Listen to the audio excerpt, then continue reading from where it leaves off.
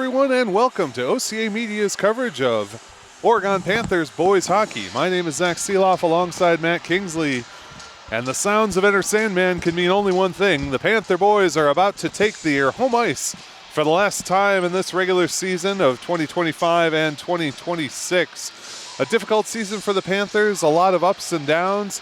The seedings have been released as the boys hit the ice. The Panthers, the 7th seed in their bracket in Division I, they will take on Janesville at a time to be determined as the playoffs get underway. The winner of that game will face Muskego, the 2 seed on their side of the bracket. Matt Kingsley with me here up in the booth. And Matt, great to be here for senior night as the Panthers get ready for one final tilt at the Oregon Ice Arena during this regular season. Yeah, senior night is always one of the best nights of the year. We can see down in the corner, some people have the LED lights on their boards for the senior players and senior managers. You know, it's fun to look at all these pictures of teams past and tournaments and guys just having fun out on the pond on a Saturday or Sunday afternoon. And an important game for these 12 seniors. It sure is. Different guys getting into the starting lineup tonight. And like Oliver Lenhair and Barrett Anderson, I don't know if they've had their names called on the, for the announcements that we're about to do. Hunter Bavery, another one. So it's nice to see the hard work rewarded for all these seniors that have been putting in the years. Absolutely. Let's go down to the PA announcer now. This is Oregon Panthers boys hockey on OCA Media.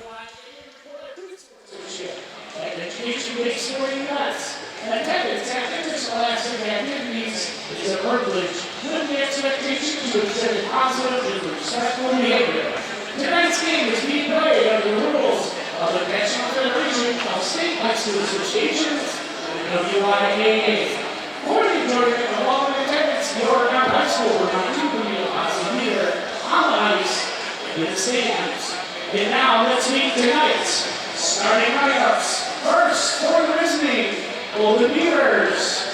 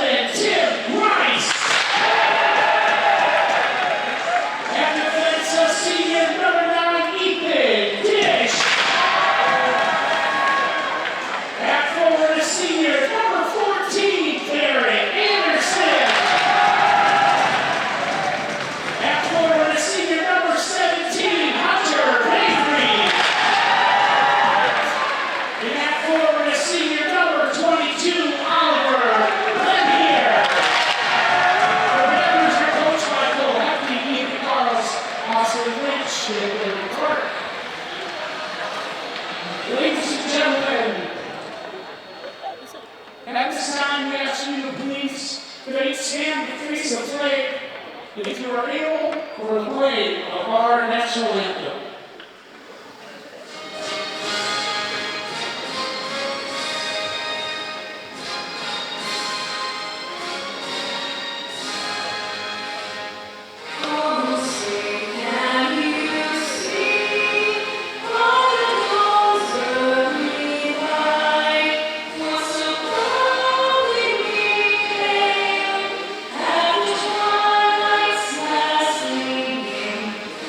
Christ.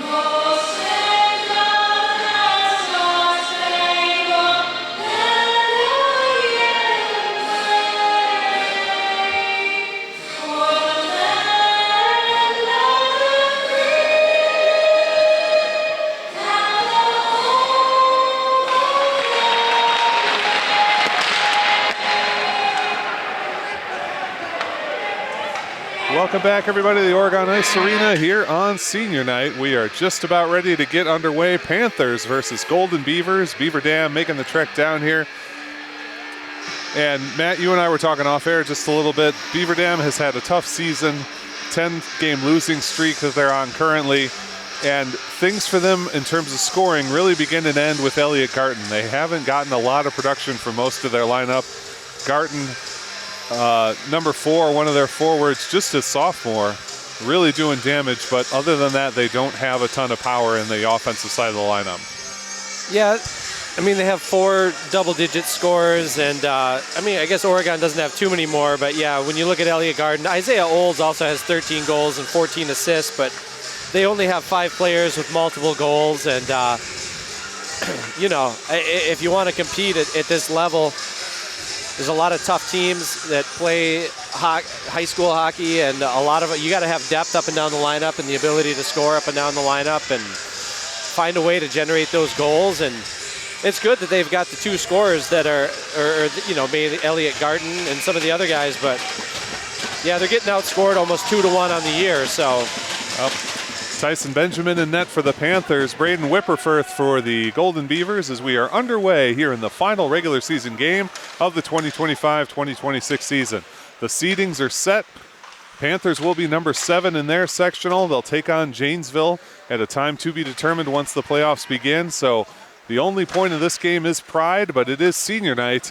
And the last time on home ice for the regular season for these seniors, you know they're going to want to do as much as they can.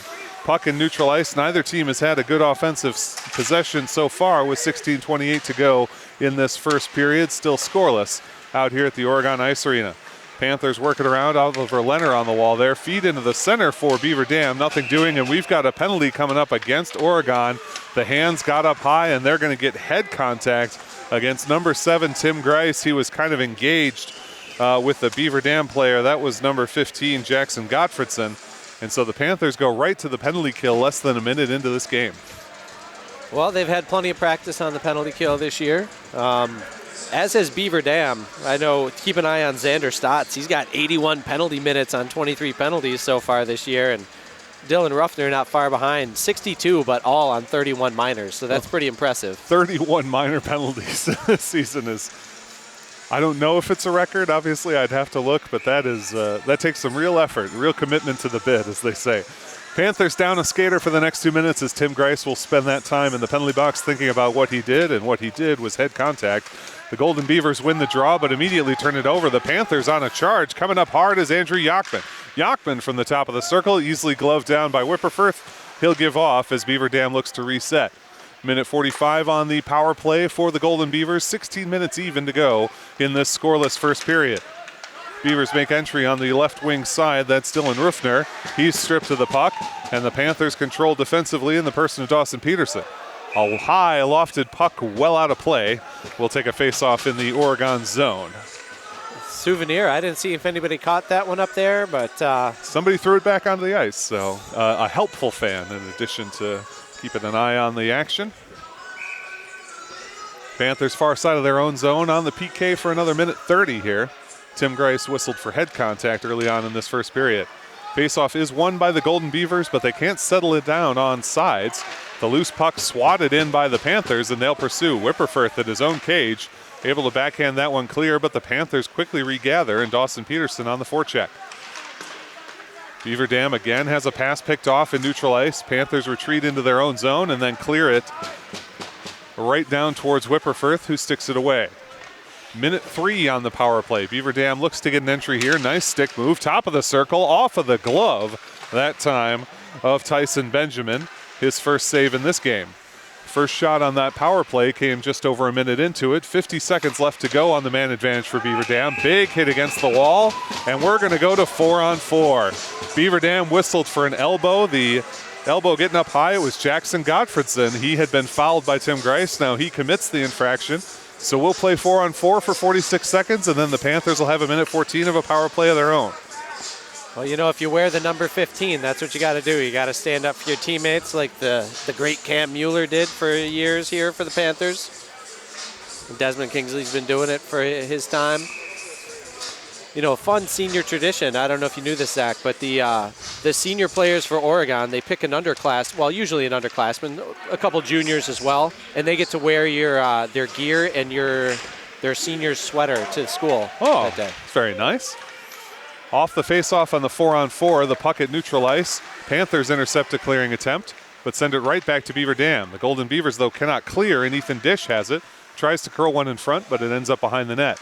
23 seconds left to go on the 4-on-4, then the Panthers will have a power play.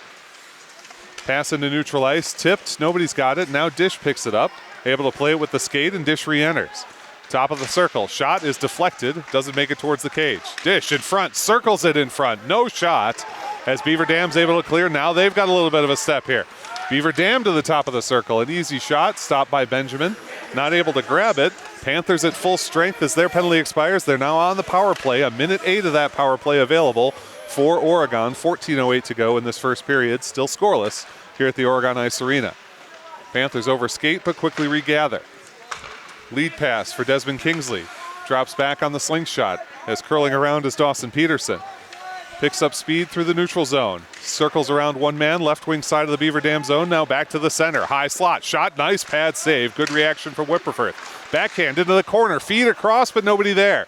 Shervin for Oregon. Feeds across. Back door. No shot looking. Feed through. Whipperford saves. Second shot. Blocked in traffic. Panthers buzzing. Whipperford doing work for the Golden Beavers in net. A shot off the glove and held by the Panthers again. 24 seconds left on this power play for Oregon. 13:25 in the period. Backhand wraparound is no good. Goes through the paint but doesn't touch Whipperford. Behind the net with 15 seconds on the power play. Panthers control. Feed into the low slot. Backhand riff and scored.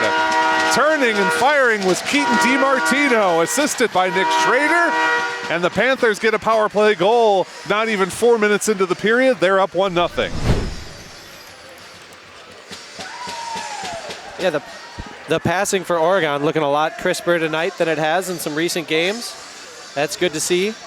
Nick Schrader should get an assist on that because he tipped it, and Shervin maybe, I think, would have the other one. Shervin may have the secondary assist. I believe Schrader will get the primary assist. The goal to Keaton DiMartino, who turned and fired and scored. Panthers lead 1-0 in their final home game of the regular season in this 2025-2026 school year. Panthers win the ensuing faceoff. Beaver Dam, though, intercepts, and on the charge, counterattacking, shot and a save. Benjamin will wisely freeze it down. One of the few decent opportunities we've seen for Beaver Dam early in this game, but Benjamin in perfect position to make the stop. 13:03 to play in the first period. Oregon up 1-0 thanks to the power play tally by Keaton DiMartino. Big collision at the point. Shot from Beaver Dam and a great pad save. That time by Tyson in net. DiMartino credited with the score. Nick Schrader the primary assist. And Dawson Peterson with the secondary assist. So 3 points for the Panthers on that one. Whistle and offsides is called against Oregon. Not able to manage the blue line. 12:36 to go in the first. They lead 1-0.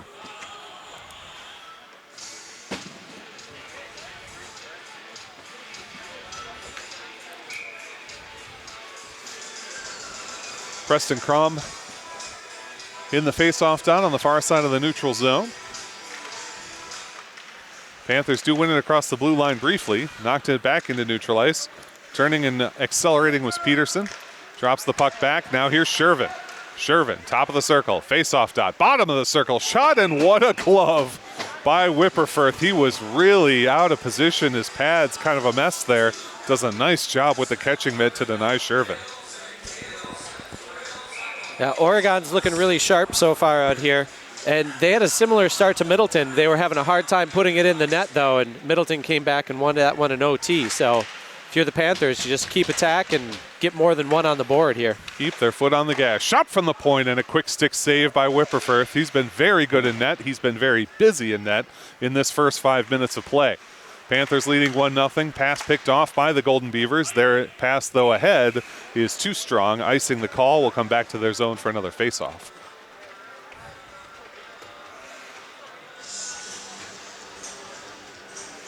Even 12 minutes to play here in the first period. Panthers up 1-0. A power play goal by Keaton DiMartino, the difference so far. As puck drops in the Beaver Dam zone. Panthers win it back. A shot is deflected off the blade and ends up in the corner where Beaver Dam picks it up.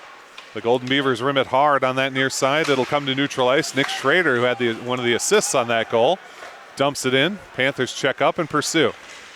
Beaver Dam at the point, able to get it out. No icing the call, and this one will come all the way down to the Panthers' back wall. Elliot Garton battling against Nick Schrader. Feed into center instead is intercepted and skated away by Kellen Chave. Panthers control. Loose puck. Beaver Dam able to push it around. Nick Schrader took a hit against the boards there, but gets back up. Panthers look to skate out at the point, and here they come the other way. Andrew Yachman on the right wing side. Shot off the post. Yachman takes the outside of the iron. Beat Whipperfirth, but caught the post instead. At the point, Panthers battle for it.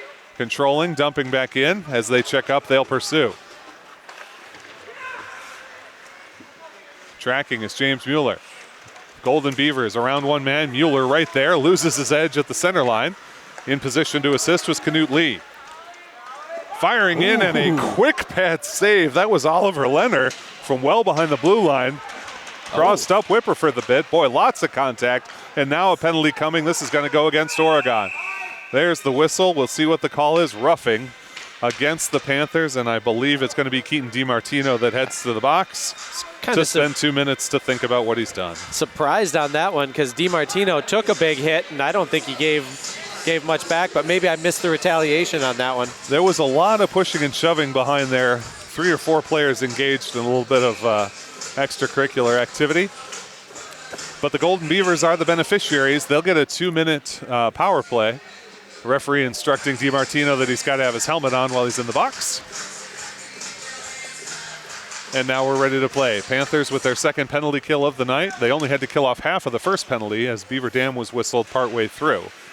Converted it to a 4-on-4 and then a Panthers power play on which they scored the one and only goal in this game. Beaver Dam near side of the Panther zone. Now to the face-off dot. Bottom of the circle, shot and a save. And again, Benjamin, when I've been able to see him this season, he's clearly working on his angles, his positioning so that he's in the right spot. And we see him do that twice already tonight. Yeah, Tyson's a good-looking young goalie. He's got plenty of experience. I know he was playing Bantams last year, but he got some good summer action, and he's one of those kids that goes to the camps and everything like that. He made a nice pickup off the ice there with the catching mitt, freezes it down for another stoppage.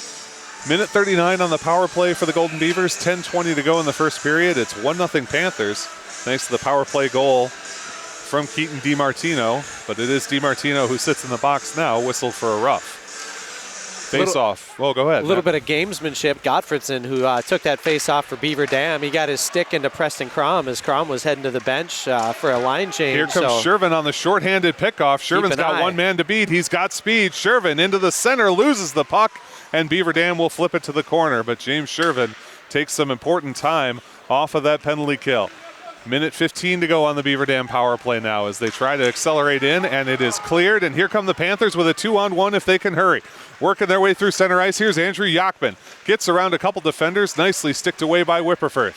Yachman still on the forecheck, and he gets absolutely run. Not happy about the hit that he took there. Beaver Dam, though, has numbers the other way. 3-on-2. Feed to center. Now wide open. Left wing. Too tall. Takes the glass, bounces funny. Shervin chips it past one defender. It's swatted back in by the hand. And here's Shervin on the breakaway. Went to a knee. Whipperfirth plays it by him. Shervin just lost his edge and was unable to convert. But now here's Shervin. And now Shervin does have a little bit of acceleration. Hacked. And a penalty coming. He scores! James Shervin, slashed badly by Beaver Dam, will not be denied. Power forward across the crease and a score, and it's 2-0 Panthers. And another shorthanded goal for James Shervin. He's had a lot of those over the years. The Shorty King doing work.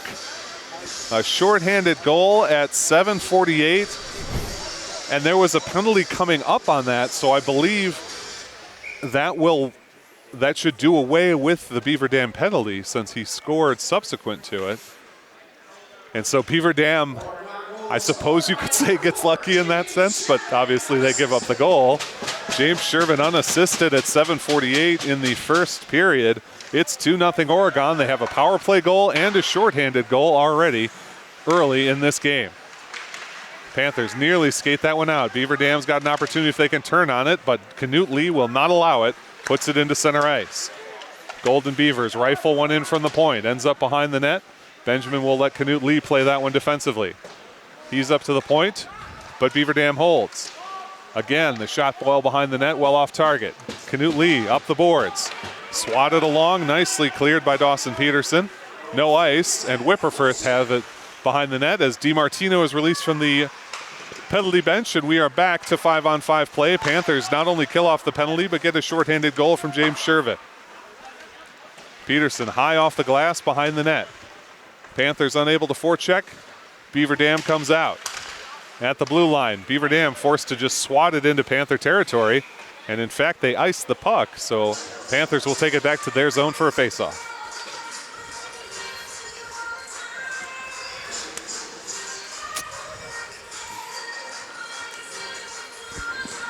So the delayed penalty that wasn't called because Shervin scored the goal was would have been on Xander Stats.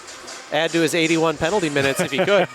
Well, I think he still gets the 2 minutes for statistical purposes. Quick shot off the face-off. That one coming from the stick of Hunter Bavery, but it's blockered down by Braden Whipperfirth. Yeah, good to see Bavery out there. He was playing in the JV game, and he crashed into the boards and had to get helped off the ice. So good to see Hunter making a recovery. Glad to see he's back up and playing. Beaver Dam cross-ice pass, able to enter the Panthers zone. Quickly turned around by Oregon. Bavery with control. Nice little backhanded touch, and here comes Barrett Anderson.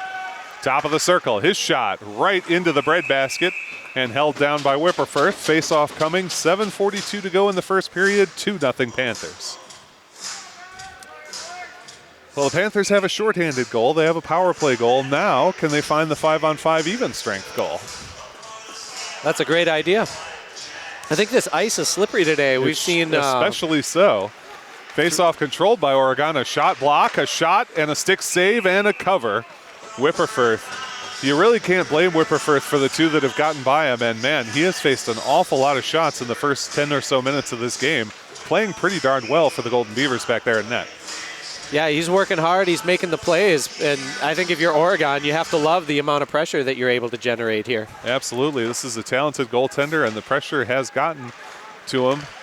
They've scored 2 already. They'll look for more. Nice entry. Beaver Dam 2-on-1. Takes the shot and scores. And it's no surprise that that one was Elliot Garden, the sophomore who we talked about. Gets Beaver Dam's first tally of the night, cuts the lead in half. It's 2-1 Panthers with 7:22 to go in the first period.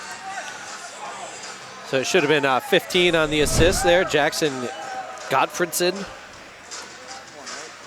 Yeah. Jackson Gottfredson, who was called for that elbow in the very early in the first period. That's what brought it to 4-on-4 after the Panthers penalty. Now gets the assist at 9:38 in this first period. Panthers on the entry. Puck goes a little bit strong. Owen Hoekstra of Beaver Dam on his own near side wall with 7:10 to play. Oh, they gave a second assist to Connor Ulmer on that as well.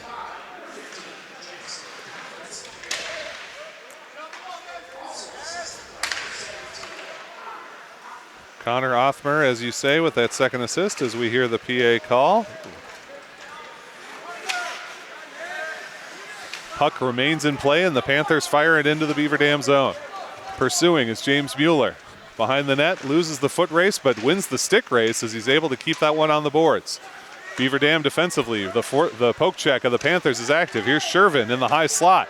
Shervin trying to get on his forehand. Face-off dot. Stick handling down beneath the net.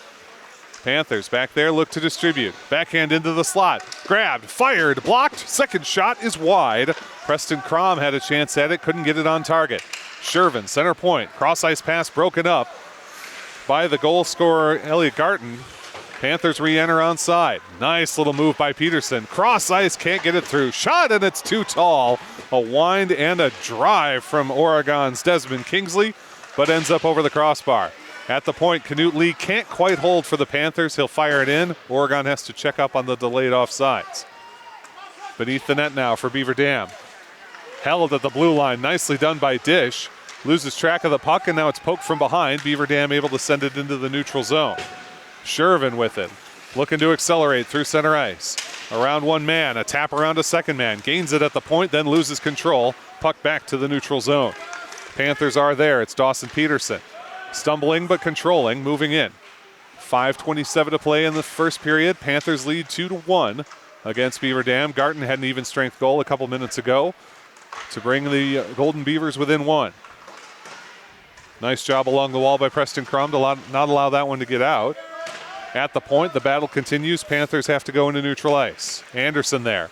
Lofts one in. Panthers pursue after checking up. Gathered by Octavius Johnson of Beaver Dam. Golden Beavers move it forward, lose control. A big hit in open ice. And the Golden Beavers control in their own zone. Garton moving around traffic. Forced to retreat as the Panthers put on a forecheck. Long stretch pass from Garton is deflected up and out of play, and we'll have a center ice faceoff. 4:45 to go in the first, 2-1 Oregon. Very young team here with Beaver Dam. There's one player didn't have their year listed, but only one senior on the roster that I saw. So a lot of freshmen, a lot of sophomores out here. I'd like to think the future is bright for these guys, but we'll have to see what the Golden Beavers can do in the coming years. Right now, the Panthers hoping to defeat them here on senior night. It's 2-1 Oregon with 4:35 to play as they dump the puck into the Beaver Dam zone. Battle along the near side of the wall. Golden Beavers get the better of it as they charge on the counterattack. Dump it to the far side of the Panther zone. Picking it up there is Xander Stats. Rims it back to the near side for Cam Blank. 5 players engaged up against the wall with 4:12 to play in the first period. Puck gathered by the Panthers, and it'll be Nick Schrader that brings it forward. Schrader's got a little bit of speed as he picks up the left wing side. His shot is blockered down by Whipper first. Schrader gathers his own rebound. Centering attempt is deflected into the safety netting. We'll have another face-off with 3:59 to go in the first period. Still 2-1 Oregon.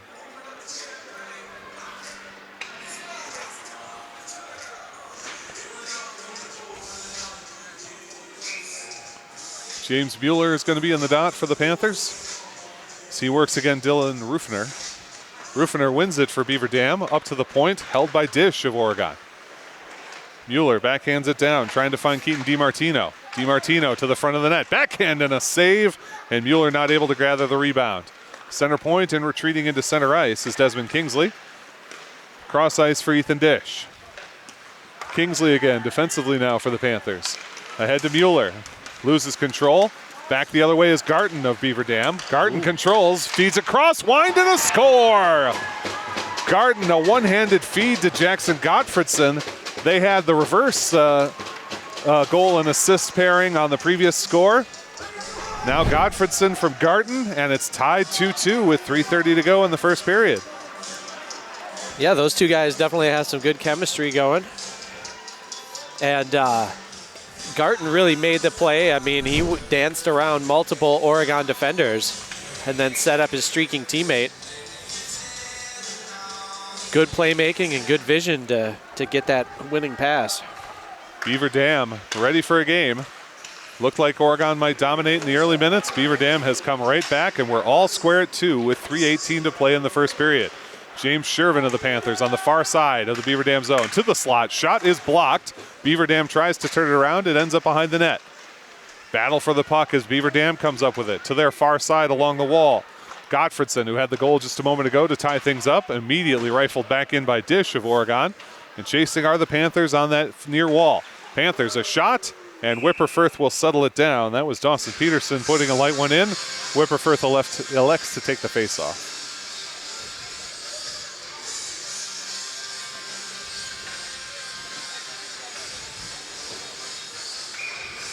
Preston Crum will take this face-off. The sophomore, 20 goals, 10 assists so far this season. His face-off goes right to Shervin at the hash marks. His shot can't go, and Beaver Dam is able to clear. No icing the call, and now here goes Garton pursuing this one. Dish able to get there first. Ethan Dish with a little bit of speed. Takes a pass, angled off of the boards. Has to stop up, though. Couldn't settle it cleanly. Now the puck fired into the Beaver Dam zone on that far corner. Shervin on the forecheck. Pass up to the point for Beaver Dam is good. Gottfredson Bangs one off the boards for Rufiner. Rufiner swings over the top, loses control. Benjamin will drop it off. That time for Desmond Kingsley. Crom, cross ice, finds Peterson. Top of the near circle. Blocker save, almost out of midair. Shervin can't turn on the bouncing puck. Beaver Dam controls. 2-on-2 the opposite direction. Around traffic, 2-on-1. Gottfredson loses the edge and loses the puck. It was the same traffic. Big shove up against the boards, but the Panthers may benefit on a bad line change from Beaver Dam. Shervin on the far side, gets around his man, bottom circle, loses control, and it doesn't make it through traffic to Peterson, but that will be an icing the other way from Beaver Dam. Quite an exchange there in the transition game. Both teams up and down the ice, and mad about something is Dawson Peterson. He's favoring his throat. I'm wondering if he's complaining he got a stick up high. Yeah, based on the reaction, that's what it looked like. Some good back and forth, wide open hockey here. Oregon looking really good on their breakouts. 2-2 in this first period, 1:40 to play here at the Oregon Ice Arena, the final home game of the regular season for these Panthers. Which we should note that does make it senior night, and in between the first and second periods, the senior players and managers will be, look at their time in the sun here. Absolutely, we'll have that for you here on OCA Media as we continue with the final 80 seconds of this match. Here in the first period, 2-2, and a delayed penalty coming. Panthers, Tyson Benjamin tries to get off the ice, but roughing is the call as it's touched up, and the Panthers will go to their second power play of the night, as heading to the box for roughing is number 18, Octavius Johnson, whistled with 15:46 gone in the first. The Panthers with a 5-on-4 power play for the final minute 14 of this period and the final first 46 seconds, of the second period, if it comes to that. Ethan Dish taking on Elliot Garton in the face-off dot. Far side of the Beaver Dam zone. Garton wins it back into the corner, but the Panthers control. Dish in the slot. Feed towards him is deflected away. Shervin at the face-off dot over skates, and here comes Garton looking for the shorthanded opportunity. Garton stick handling against Mueller. Puck is not clear. That's Nick Schrader, and now Shervin has it. Shervin looking to turn and fire. Behind his own net, he'll set up. Shervin swings over the top and gives that one away. His shot is blocked and doesn't get through to traffic.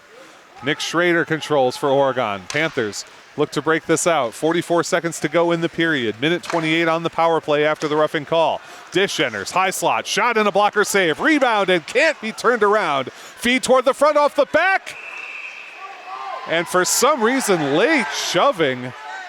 I don't know what Dylan Rufiner's problem was there. He was mad. Falling on the puck with his back was Braden Whipperford, who was able to freeze it down in that manner.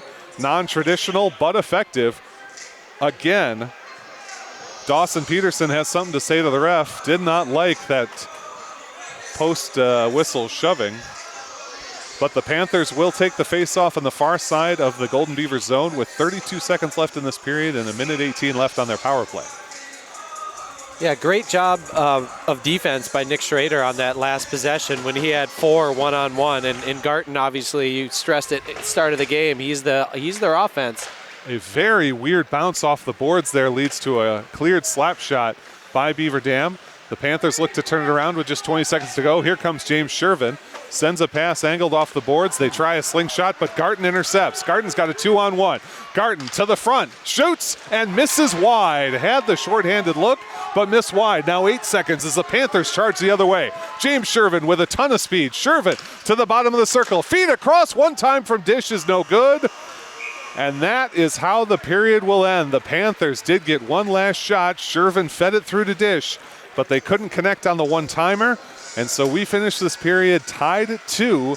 The Panthers will have 46 seconds of a power play when they come back out to start the second period. Folks, as we get ready for senior night, we hope you're enjoying this exclusive broadcast of Panther Sports on OCA Media.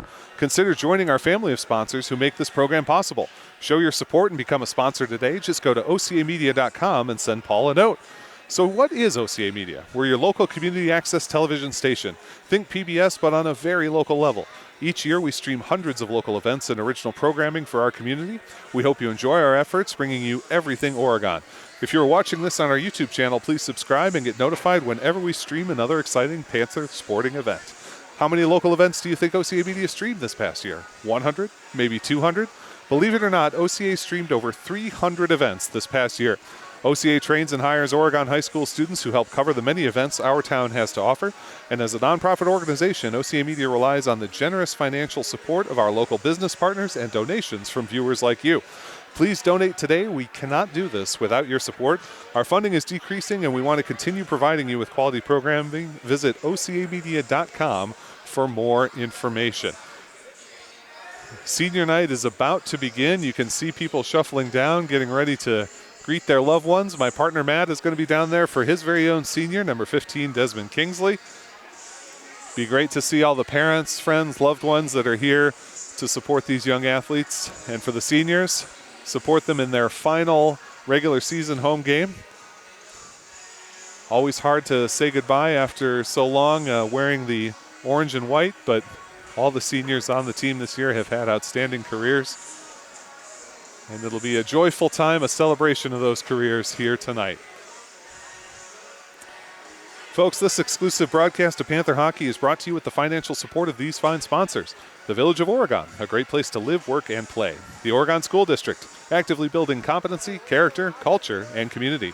The Oregon Athletic Booster Club, doing great things for all Panther sports. Your membership dues directly support our student athletes. Consider becoming a booster today. Oregon Area Cares Community Coalition, working to ensure a safer, more nurturing community for young people to thrive. One Community Bank, Shackelford Heating and Cooling, Stoughton Health, J.L. Richards Prime Meats and Catering, and Wisco Industries. OCA Media is a nonprofit organization. If you enjoy watching our broadcasts, please consider becoming a sustaining member or become a sponsor of Panther Sports on OCA. Please visit our website, ocamedia.com.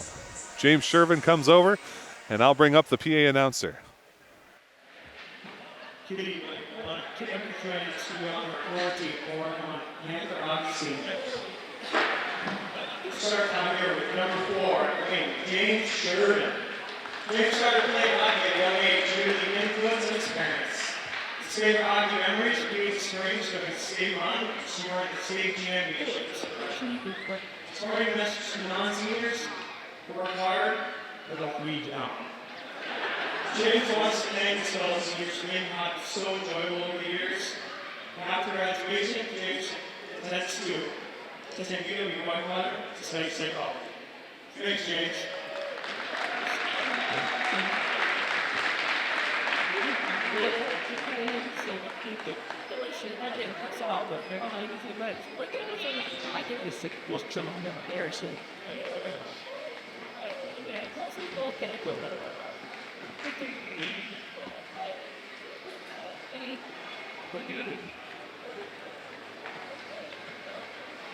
Because I don't forgot about so I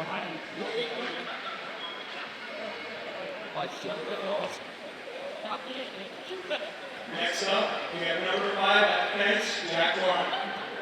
Jack started playing hockey in shorts. His favorite memory is a rain party occasionally during the Kiwi state tournament.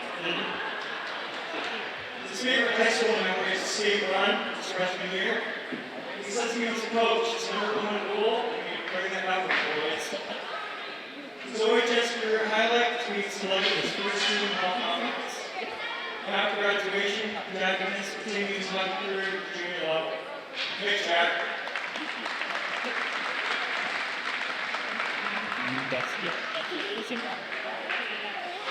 Next, we have number 7 at defense, Tim Rice. He started playing hockey at 3 years old. His first memory is chasing Kitty around the ice in the learn play program. His favorite memories are having fun with his friends in the hotels during the tournaments. Cleaning up this house for the community that developed throughout the years playing together. His high school career highlights hitting someone so hard that they went on the wall. Sorry message to all his teammates. It's the same 20 years, but all your training. A full pop.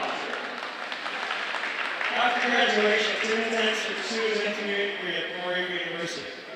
Good luck, thanks, Sielaff. Next, we have number 8, attendance, Grace Irwin.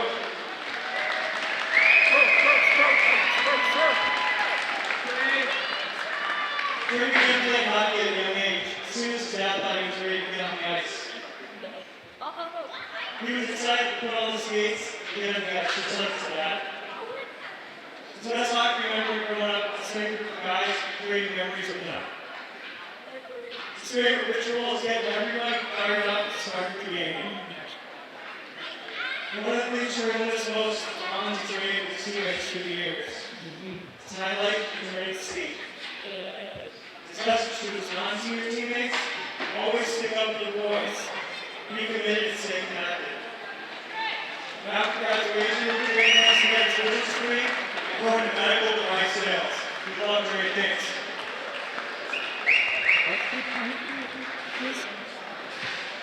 Next up, we have number 9, at center and defense, Ethan Dish. He's started playing hockey when he was about 3 years old, following his dad's footsteps. His favorite hockey memory is overtime winning goal at the Managers Rice Lake tournament. Hitting up his emotions to friends. He's gotten so close with them afterwards when we used to play hockey.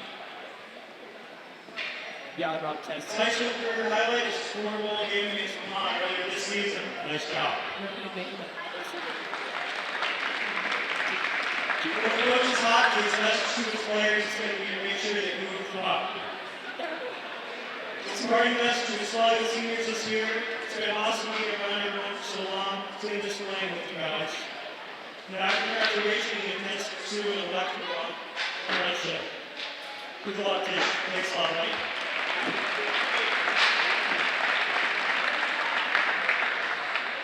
Next up, we have number 10, Edwin Lawson Peterson. Lawson started playing hockey when he was a kid with his big brother, who wanted to be just like him.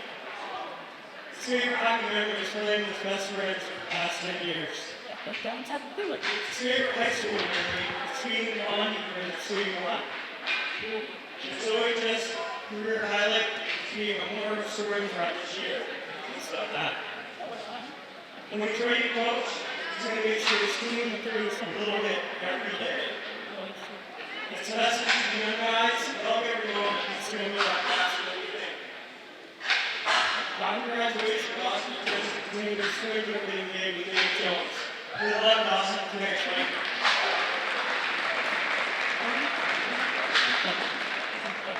Next up, we got number 12, Wayne Varsity. He started playing hockey as a kid thanks to the encouragement of his parents. He stuck with hockey because his brother was already on the ice, and he saw soccer was his favorite pastime. His first hockey memory was crashing the doors full speed and getting up and hockey. His favorite hockey memory was the state tournament in the Parliament this month. His favorite high school memory was national one sophomore year. He said the thing on his most brother that the team created through the years. His favorite highlight was scoring against Benjamin this year. Our parting message to all the young guys, always put it in maximum effort. After graduation, he intends to pursue the ball and cross. Good luck and thanks to you. Next up, we have number 14 at forward, Mary Anderson.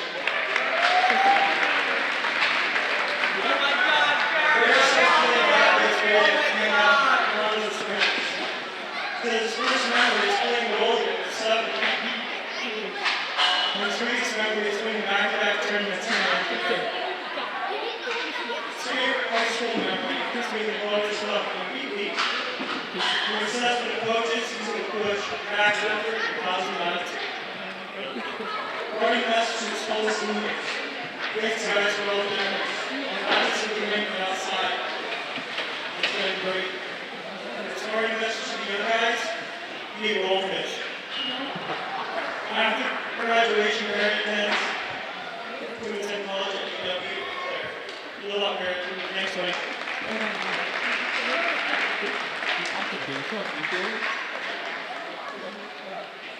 Next up, that's number 15. That's Kingsley. Let's get started playing hockey at birth as far as he calls. So we're talking about skating and we're on ice cream. I remember. Favorite memory? That's your Varsity to the state championship. Being original, Jimmy Johns. They know this most collective team, being the strength team. High school highlight, goal against Monroe this year. So that's just the chorus in your class. So that's so much fun to all discuss. After graduation, we guys take permission to study biology. A lot of that when it makes a lot. Next up, when we get number 17, Hunter Avery.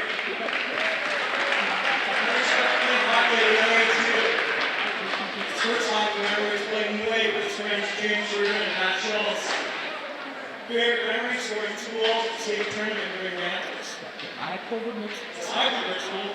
It's not just him. It's him. His favorite memory in high school, the overnight game of sophomore year. His favorite career highlight, not hockey related. So on a 205-800 using track.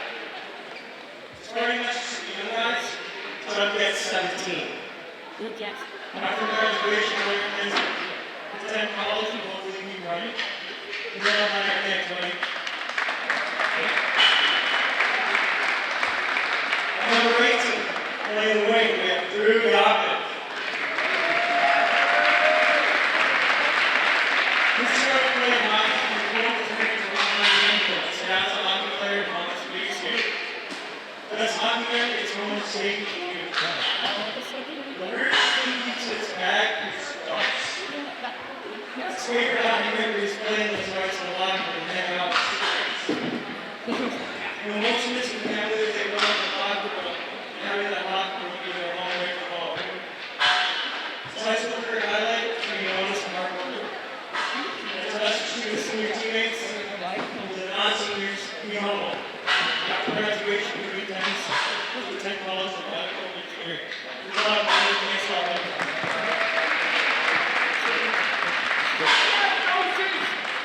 Next up, we have number 22, Lane Forward. All right.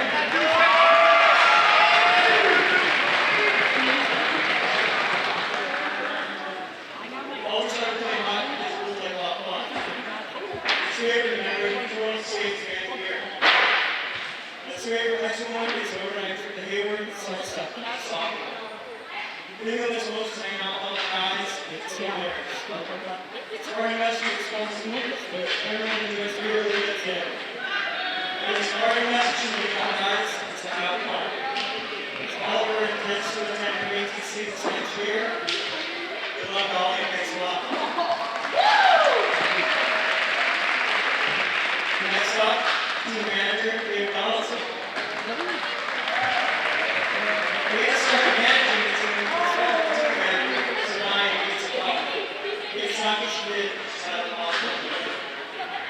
The favorite memories are the ones that they created every day.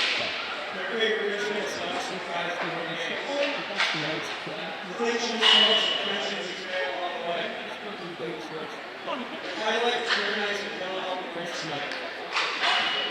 Party classes, policy. Thank you for being here. It's so fun. Very much to you guys. You work hard. After graduation, you get a chance to continue if you want water. So you catch the race. Good luck, everybody. Last on deck, team manager, Sinai Jackson. Sinai started managing the team the next 2 years, but really the team parents.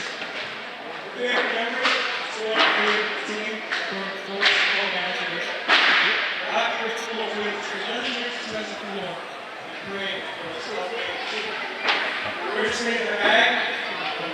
The tree guard. Listen to the songs, bring out the guys. See everybody's hockey, so make sure everything this week our space is related. Party message for our seniors. You guys are the best class. Congratulations tonight, and thanks for 10 college for the team tonight for the law. Good luck tonight, thank you. So a big thanks for that senior night presentation, and a big thanks to all the seniors, and a congratulations on their careers. Those are James Shervin, Jack Klun, Tim Grice, Trey Zarowick, Ethan Dish, Dawson Peterson, Keaton DiMartino, Barrett Anderson, Desmond Kingsley, Hunter Bavery, Andrew Yachman, and Oliver Lenher. So folks, now we've got a little bit of a video package for you. Paul Zwicker and our team over at OCA Media have put together a little bit of a senior video for you, and as we've got the full intermission coming, we're going to play that for you now. We'll be back with more Oregon Panthers boys hockey. It's Panthers 2, Golden Beavers 2 at the end of 1, but we've got 2 more periods along with this video package coming your way here on OCA Media.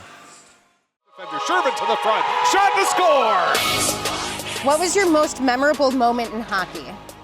Well, you know, I'd probably have to say scoring in the state tournament back in freshman year. Probably like my first varsity shifts. I was very nervous and I was a little bit scared. Like, I hate to say it now in hindsight, but you know, the first varsity shift, just because it's such a big moment in my hockey career, something I've been looking forward to since I was so little. One that I think of like the most is during the summer, me and Dawson, during the 151 league, we went all the way to Wanakee.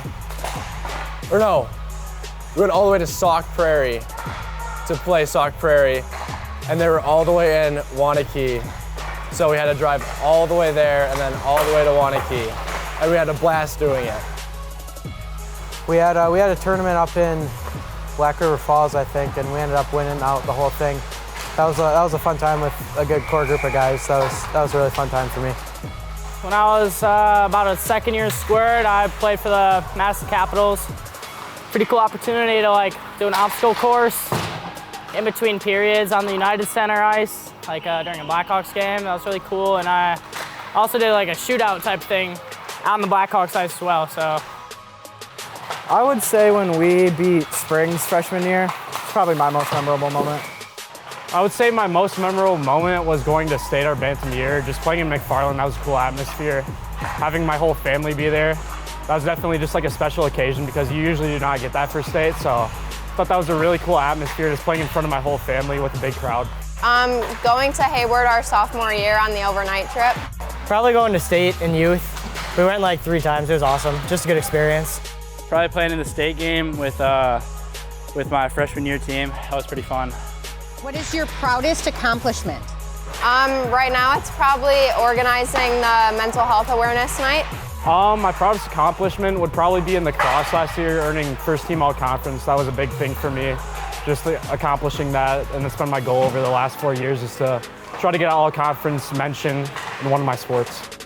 I won a youth anti-substance award from the Department of Health earlier this year. Through my work with like Oregon Area Cares and a club some of my buddies founded, so I'd say that's probably my biggest accomplishment. Having the honor to be a captain, I think that's probably one of the biggest things in my life. It shows a big milestone for me for sure. probably just leading our team in assists. It's like second or third year in a row now, I think. I don't really know for sure, but just proud of that. I try not to think about like goals or really points and such in general, but like, I don't know, that's something I kind of like to think about, be proud of that.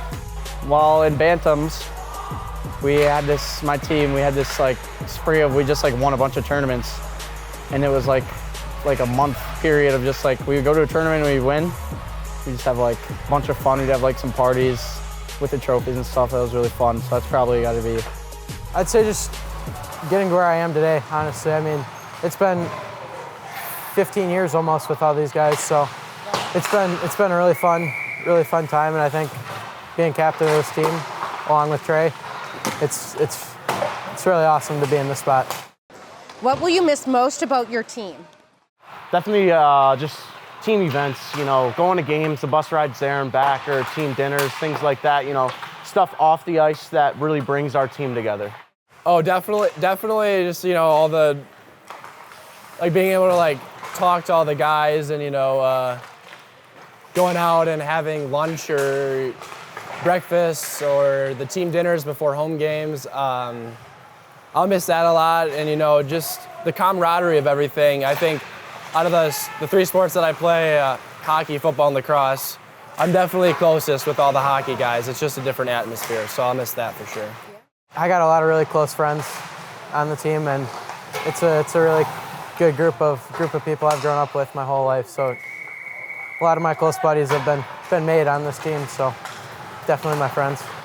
Definitely the culture of just the guys, and just walking in at 6 a.m. or it'd be like around 5:30, walking in at 5:30 in the morning, and you got a bunch of guys that are happy. They're just happy to see you, and just having a bunch of guys to talk to and make jokes with, and yeah, for sure, I'm gonna miss that second friend group.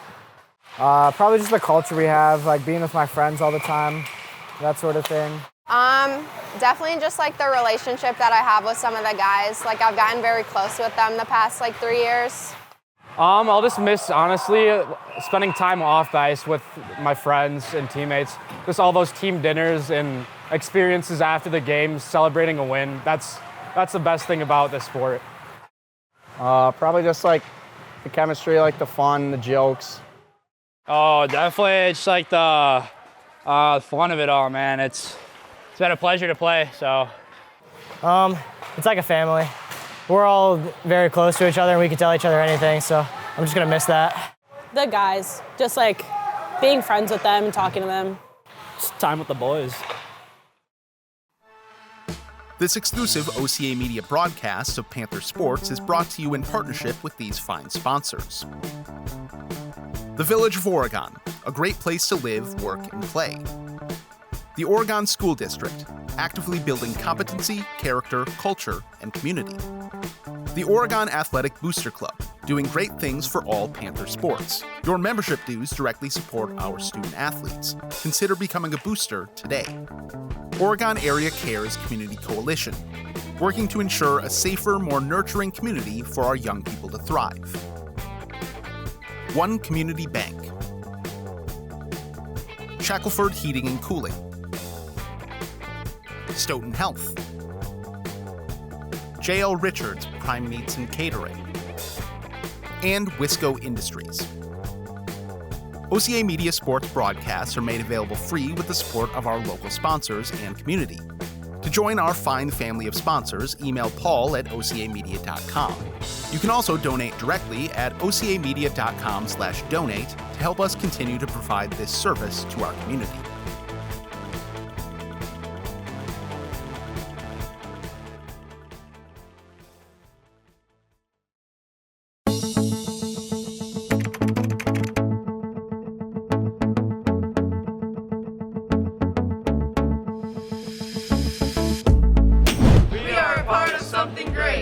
Want to be a part of something great? The Oregon Athletic Booster Club needs your help. It means providing student athletes with positive experiences to help them succeed on and off the court. Make sure I have the right gear and equipment I need to succeed. Your donation will create a lasting impact in our community. With your donations, you will help me in achieving my goals. We need your support. We are part of something great.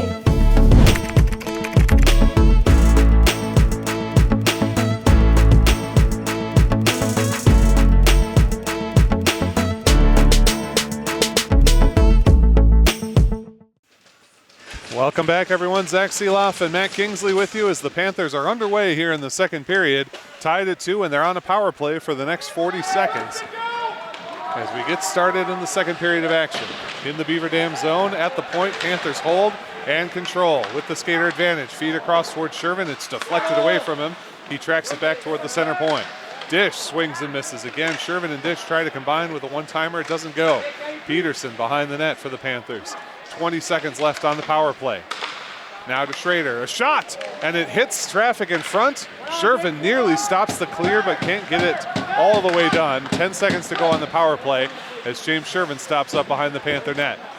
Oregon maybe with one last chance as Peterson comes forward, just 4 seconds to go on the penalty. Broken up by Beaver Dam, and the penalty expires. Both teams are full strength.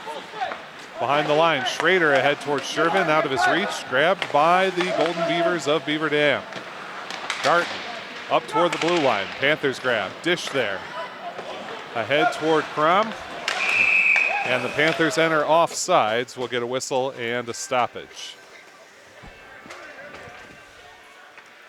Yeah, I like what Nick Schrader's doing. He's been a little more aggressive offensively the last couple games. You know, sometimes as a freshman you try and defer to your teammates. We had another player just wipe out on the ice. We were talking about that at the intermission. Had a lot of them the first few minutes of the first period, even in warm-ups, or introductions, I should say. Very slippery ice today as the Panthers gather off that initial faceoff. Yachman dumps it in, and Oregon gives chase behind their opponent's net. Battle in the corner here. Nobody's got it cleanly. Panthers try a shot. It's well wide of the cage. Comes to the point. Desmond Kingsley there. He ribs it back to the near side. Anderson, center point. Shot, and picked up off the ice nicely. Kellen Chavez put that shot in, and Braden Whipperfirth gloved it down. Face-off will come in the Golden Beavers zone. 15:31 to go in the second period, tied at 2.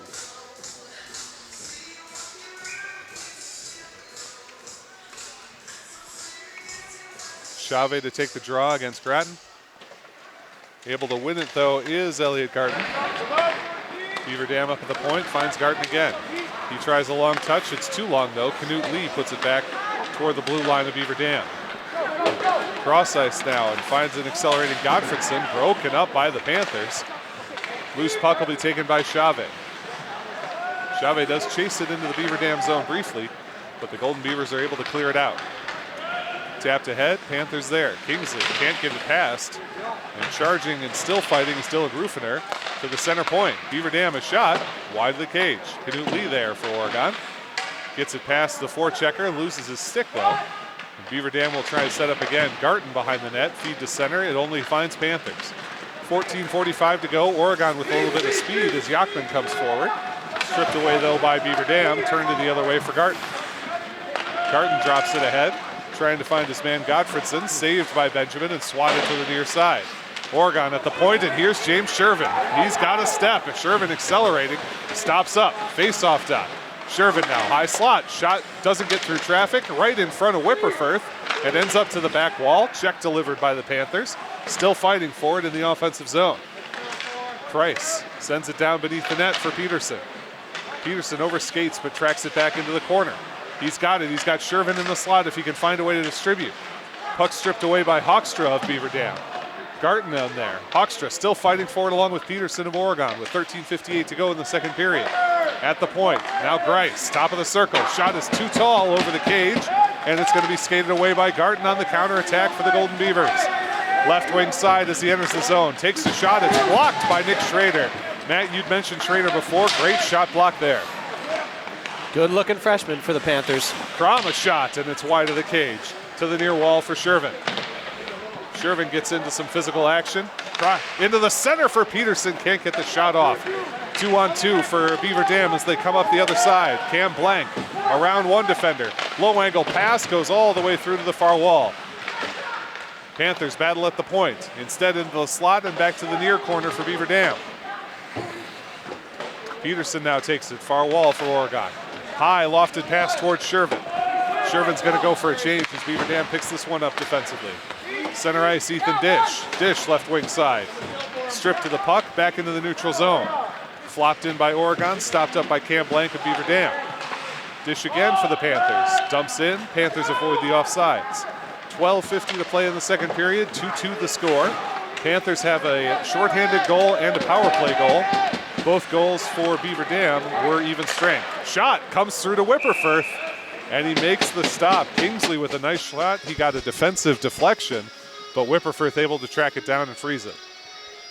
Yeah, if you're a defenseman, you got to get those goals. You got to take those opportunities. I really like the shot on that last shift by Tim Grice.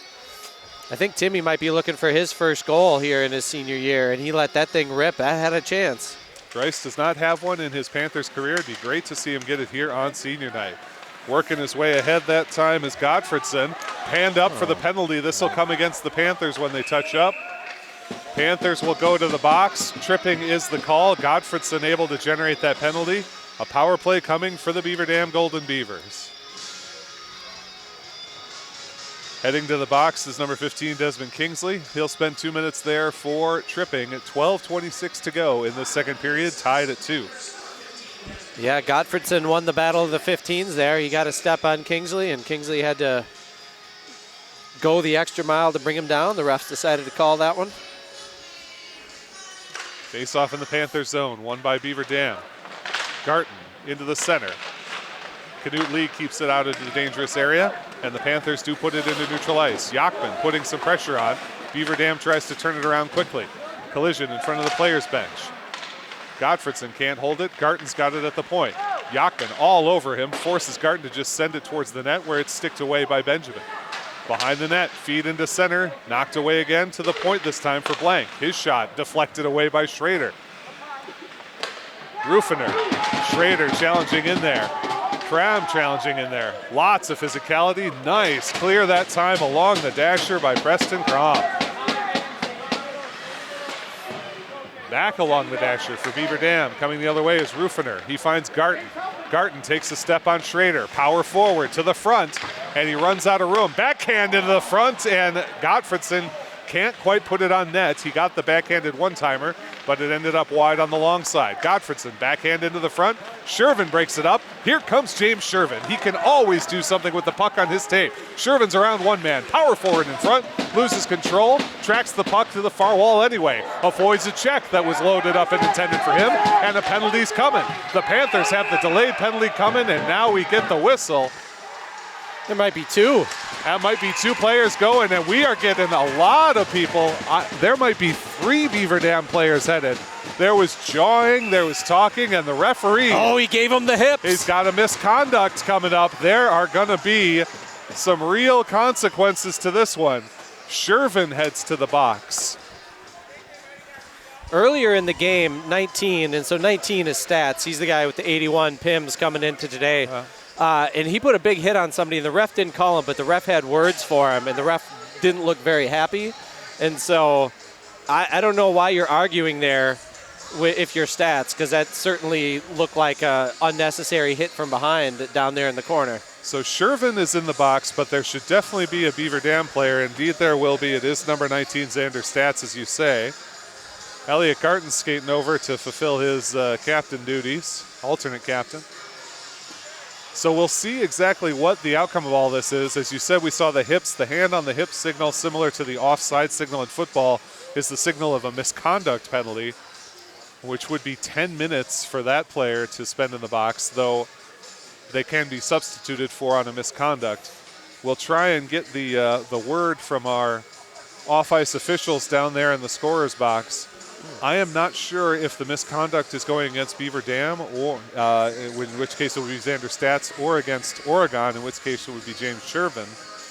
Well, I think the ref was definitely looking at Stats, and Stats was arguing a call, and the ref vehemently told him to get in the box, and he kept arguing, and that's when the hips came out. So it's almost certainly on 19 for Beaver Dam. We do have a 5-minute major up on the board against Stats. So far, they haven't listed Shervin's penalty yet. Well, we're waiting to hear exactly what the damage is here. I'm not sure what the major is. So we'll try and we'll sort of listen in here as the ref comes over. Let's see what he has to say.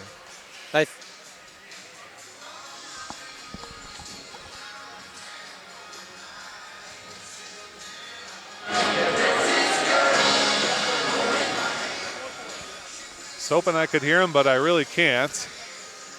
Right now, Shervin and Stats in the box. Also in the box is Desmond Kingsley, who remains there on his roughing penalty for 41 seconds longer. You know, one possibility is they could have, in addition to his 5-minute major and his misconduct, they could have also issued a matching minor with him and Shervin. That's also possible, but we still don't have anything on the board for Shervin. And if they do issue a matching minor to Shervin and Stats, then Shervin will have 2 minutes in the box, and he can come out the first whistle once that time expires. And Stats would probably have 17 minutes in there, 5 for the major, 10 for the misconduct, and 2 for the matching minor. Matching minor, potentially. Exactly. So could be a long day at the office. We do have the 3 dots from our sources down at the scorer's table, so hopefully we'll be getting clarity. Now we have a second player going in, which would suggest that the misconduct is against Stats, because that second player will have to serve Stats' major penalty, because Stats will remain in the box after the expiration of that penalty. He's coming out, so maybe he's getting a game misconduct well, it's possible here. It's a game misconduct, in which case he will be sent off. And he is being escorted off the playing surface. Very unhappy, as you can tell, but Xander Stats to the bench. But if he's been ejected, I don't believe he gets to remain on the player's bench. Right now, that's where he is. So we'll see if it was a game misconduct. Although I suppose because Stats won't be able to return in this period, maybe he doesn't serve this at the penalty box. Maybe he serves it instead. So I think you're right, Matt, that these are probably matching minors, plus a major, plus a misconduct. So Shervin will come out not at 2 minutes, but at the first stoppage after 2 minutes. That's why we don't see anything up on the penalty bench. We're going to be 4-on-4 for another 35 seconds as Oregon controls. Then Oregon will have about 4 minutes and 15 seconds of a major power play where they can score as many goals as they like. That won't end the power play. Panthers with a quick shot there. Dish not able to turn, sends it to the point.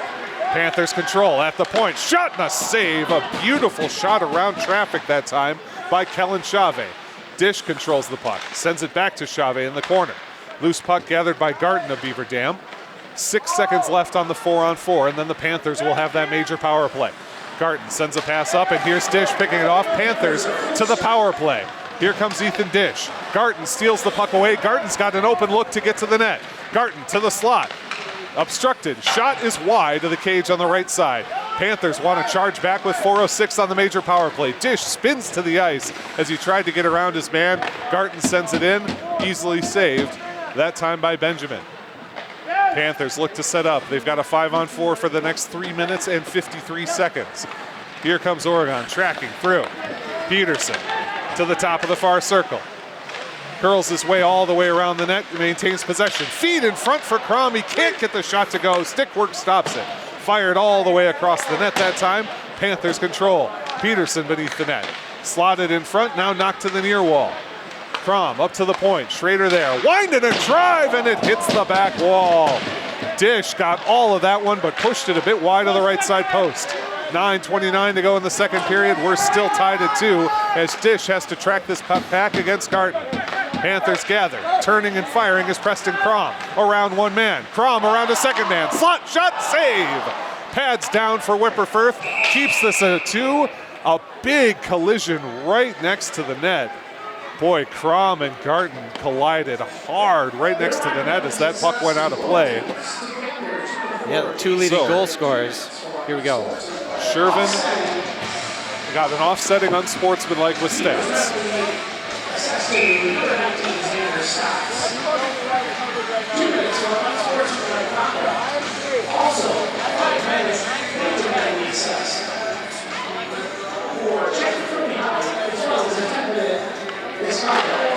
So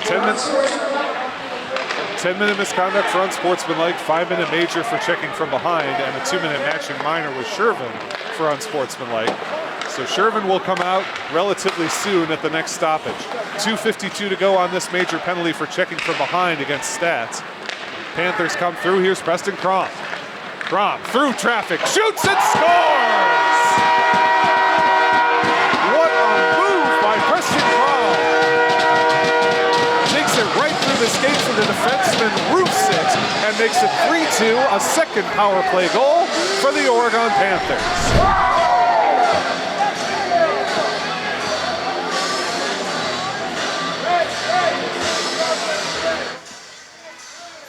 Preston Crom doing some work for the Panthers. They still have 2:42 of a power play.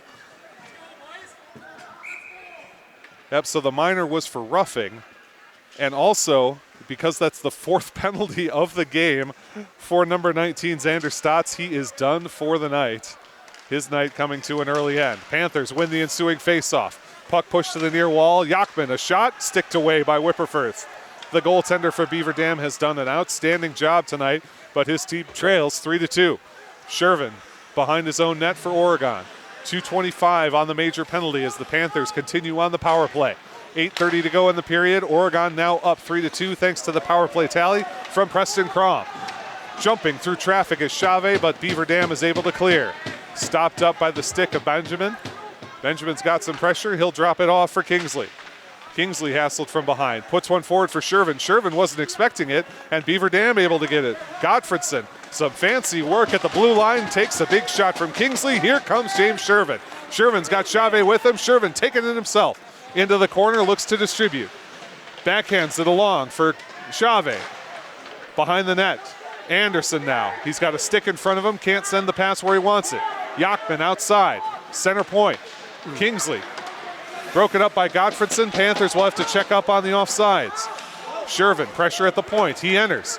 Drops it forward for Anderson, who has to chase it into the corner. Couldn't receive the pass cleanly. Puck beneath the net. Grabbed by Chavez. Feed toward the slot. Broken up. Dish has got it. At his skates. Now he can't control, and it's knocked all the way down. Minute 20 to go on the power play. Shadowed by Garten is James Shervin. Garten able to get it away from the referee, but Yachman now takes it. Panthers still on the power play for another 68 seconds. Coming forward is Andrew Yachman, the senior. Left wing side, takes a shot, puts it to the far wall for Dish. Rims it back to the near side. Preston Crom, who had the power play goal about 2 minutes ago. Crom to the point for Nick Schrader.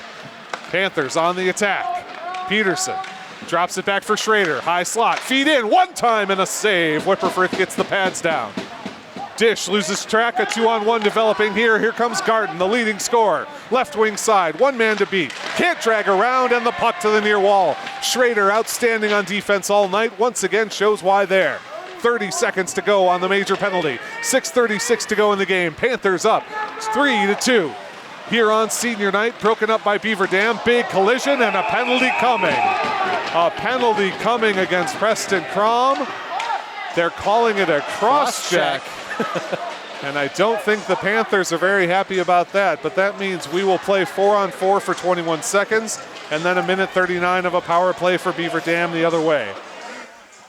Yeah, I thought the puck was right there when Preston Crom came in with the contact, so it didn't look like he really gave much extra, but maybe because he kind of got off the ground a little bit. I assume that's why the call was made, but Crom with the power play goal about 2 minutes ago. That made it 3-2, but now Crom will have to sit for 2 minutes as he is whistled for a cross check. We'll play 4-on-4 for 21 seconds. Beaver Dam is upset about something. Something on the ice? Oh, there's something on the ice. Oh, someone lost an air hockey. It looks like a lid for a water bottle. Oh, it's a lid from a water bottle, yeah. Water bottle lid ended up on the ice. Well, we're clear now. Face-off is won by Oregon. They control in their own defensive zone. Nice move by Kingsley to retain possession. 16 seconds to go in the 4-on-4. Desmond Kingsley ahead is able to find Dawson Peterson. Peterson lofts that one in fact, lofts it well high and into the safety netting. Face-off will come to center ice. 6 seconds to go on the 4-on-4.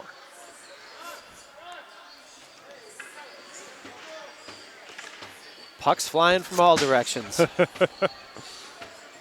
Minute 45 left on the Panthers penalty. 6 seconds left on the Beaver Dam penalty. 6:13 left in the second period. 3-2 the score.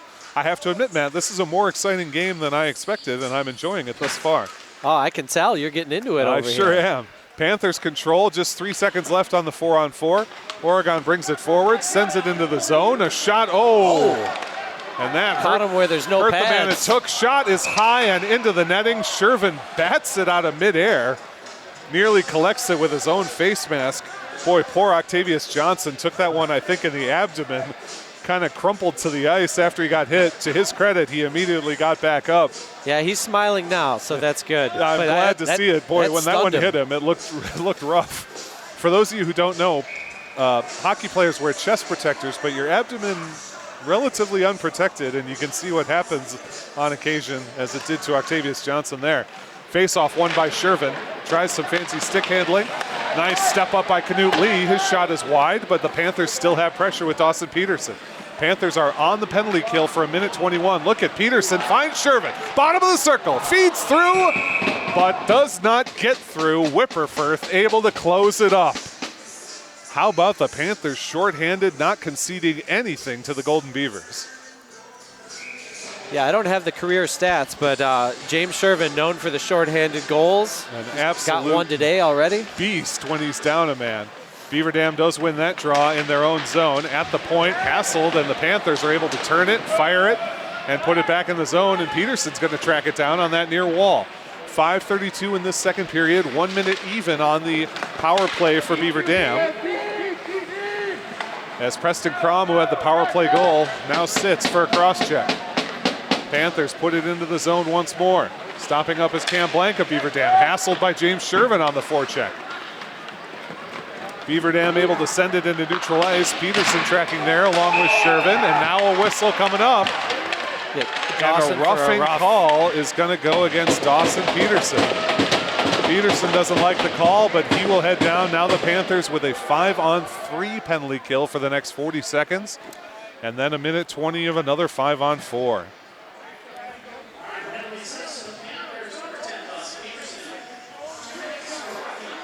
At 11:51 in the in the second period, excuse me. Peterson called for the rough. And so the Panthers, Yachman, Kingsley, and Dish will have to try and kill off the 40 seconds of this 5-on-3. Face-off, won by Beaver Dam. Garten across to Blank. Blank, a shot, traffic in front. Loose puck in the slot, turning, firing was Gottfredson. Couldn't get it to go, and a backhanded clear from Dish. Beaver Dam got just what they want, but they could not turn it into a shot on goal. 23 seconds left on the 5-on-3. As Crom will come out after his cross-checking penalty expires at that time. Right to the net is Blank, a pad save. Panthers flip it to the far wall where it's picked up by Garten. Garten into the high slot, now to the hash mark. Shot off the corner of the post and into the netting. He hit right where the post and the crossbar meet. A nice job by Tyler Benjamin to say thank you to the Iron. 6 seconds to go on the 5-on-3, and that'll be followed by 1:20 of 5-on-4. Yeah, that puck had about as much elevation as I've seen on a puck this year. Great shot, but it just takes the Iron. Face-off, won by Beaver Dam. 5 seconds left on the 5-on-3. Garten, feed, shot. No, the shot does not go. And here comes Andrew Yachman. Yachman keeps fighting. Here comes Andrew Yachman shorthanded. Shot and a save. Whipperfirth just manages to shut the 5-hole in time. Beaver Dam skating through. As they bring it forward, it's Rufiner. Drops it off for Garten. Dish keeps him away from the puck. Rufiner in the corner, sends to the slot. Turning, fired, and a save from Benjamin. Gottfredson had a good shot. Benjamin a better save. 56 seconds left on the Beaver Dam power play as the Panthers clear it down. Yachman will go to the bench and get a new skater. Panthers nearly steal it away on the shorthanded attack. 45 seconds left on the power play. Crom, who is out there now after his own penalty expires, and here's Shervin. Bottom of the circle. Shervin skates back to the wall. Battling for that puck along the near side. Shervin still fighting, still controls it. Shervin, shot! And a glove save right in front of his face. Whipperfirth stops that one down. 30 seconds left on the Beaver Dam power play. James Shervin making it look good, shorthanded. Yeah, good work on the penalty kill for Oregon. It's always tough when you're 3-on-5, especially when Beaver Dam had their money line out there, all their big scores. And now Oregon's just got 30 seconds left to kill. Panthers win the faceoff shorthanded. Shervin has it stripped away. Puck to the neutral zone. Panthers have it there. Shervin again, hassled from behind, turns the corner. Shervin around one man. He's got one more man to beat. Takes the puck to the rear wall. Shervin still got it on the near side. Sends it up. A shot coming in that time from, Kellen Chave, as there's a big collision against the boards. And this crowd is fired up. Chave to Shervin. Shervin down low, a shot and a save. I'm not sure that Whipperfirth ever saw it, but the Panthers kill off the penalty in style. A lot of shorthanded offensive activity. Chip that puck forward into the Beaver Dam zone. Peterson gives chase. Nearly intercepts the pass, but Beaver Dam breaks it out. Left wing side, they'll dump and chase. 2:50 to play in the second period. 3-2, the lead for the Panthers thanks to the power play goal from Preston Crom. Knut Lee hits the ice. Shot from the point, blockered away by Tyson Benjamin. These players look tired out there as we're getting deep into the second period here. Shot and a save. Benjamin can't grab it. The Panthers do instead. Nice play with the hand, and the Panthers working around traffic. Oliver Lender, the senior, tripped from behind. Penalty coming up for Oregon. The senior works ahead on the attack, draws the tripping penalty, and the Panthers go to the power play. I'm honestly a little surprised they didn't get Oliver Lenhair for the hand pass there. I mean, he caught it and he kind of carried it and you know, got a couple feet out of it. Sometimes you'll see that called, but it's good for him. Good effort drawing himself or his team the power play here. The senior, who has not gotten a ton of minutes this season, is making his minutes on senior night very impactful. Draws a key penalty there. Panthers with a 2-minute power play. 2:23 to go in this period. Beaver Dam wins the draw and clears it all the way down. Benjamin there will stop it up for Nick Schrader. Panthers set up behind their net. Peterson now, the captain, moving things forward. They had to kill a penalty off from him, and now he comes in on the left wing side around traffic. Outer hash marks, continues the circle. Stops up beneath the net. Wanted Crom, didn't have him. Feed in the center, Schrader can't go. Crom turns, fires, scores! Preston Crom! It's another goal for him, the first even strength, that's a power play goal again. 3 power play goals and 1 shorthanded goal for these Panthers. And they're up 4-2 with 1:54 to go in the second period. Really good to see Oregon's power play coming through tonight. 3rd power play goal. DiMartino had the first one, and then Crom's had the last 2. Sure has. James Shervin had it a shorty. It's 4-2 Oregon with 1:54 to go in this second period. Panthers win the draw. Grice taps one ahead to Shavin. Kellen Chave up the left side wall. Drops it back for Yachman. At the point, Grice can't hold. Able to stop it and dump. Dish getting the assist on that one. And Peterson had an assist also. And Dawson Peterson as well. Yachman beneath the net for Oregon. In the Beaver Dam zone. Panthers on the attack. Yachman to the point. Grice there. Sends a light shot in. Off the pad, a funny bounce. Kind of crossed up Whipperfirth, but he's able to make the stop with the pad.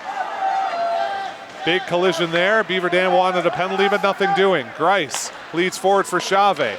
On the tap to Anderson. Anderson, nice move and a nice pad save from Whipperfirth. Anderson again, though, able to rim it back beneath the Beaver Dam net. Giving chase to Chave. 1 minute even to play in this second period. 4-2 the lead for the Panthers. Yachman. And the puck is cleared by the Beaver Dam Beavers. They'll take the icing. They had some tired skaters, just wanted a new set. 51 seconds to go in the second period. 4-2 Oregon. You know, Oregon has a good opportunity here with this face-off and some tired Golden Beavers. They've got a chance to add another one and really take some momentum going into the period. Crom wins the draw for the Panthers, and it's Peterson at the near point. Opposite side, Dish. Dish tries to find Shervin. Caught up in his skates, taken to the near wall. Beneath the net, it's Crom. Crom stick handling for Shervin. Crom gets tripped down, hand up, penalty coming. Shervin takes an elbow against the wall. A lot of contact there. Boy, Shervin got elbowed pretty rudely in the back. They'll call it hooking, tripping or hooking either way. I'm surprised the elbow against Shervin wasn't called, I must admit. But as it is, the Panthers will get another power play. 30 seconds to go in this second period, a 2-minute power play. As called for yet another penalty is Octavius Johnson. He had a roughing call 3 minutes ago. That led to a power play goal for the Panthers. Now he's called for the hook. Yeah, big hit by Shervin. Took that big hit. No penalty on that one, but he's looking a little slow, but he's staying out there. Shervin to the point. Dish there. Back to Shervin, top of the near circle. Shervin feeds across for Schrader in the corner. Curls back. Up to the point, Shervin. Down low, Peterson. Around the referee, wants to distribute. Peterson in the front, shot and a save. Loose puck, shot and a save. Shot and a score! Dawson Peterson, the power play goal.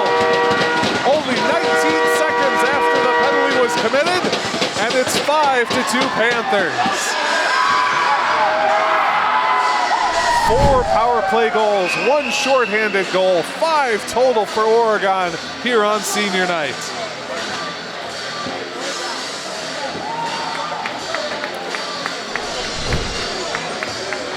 And looks like they're giving that one unassisted, according to our friends over in the clock and scores table. I like it. Dawson Peterson doing it again. He had an assist earlier in the first period. Gets a goal here.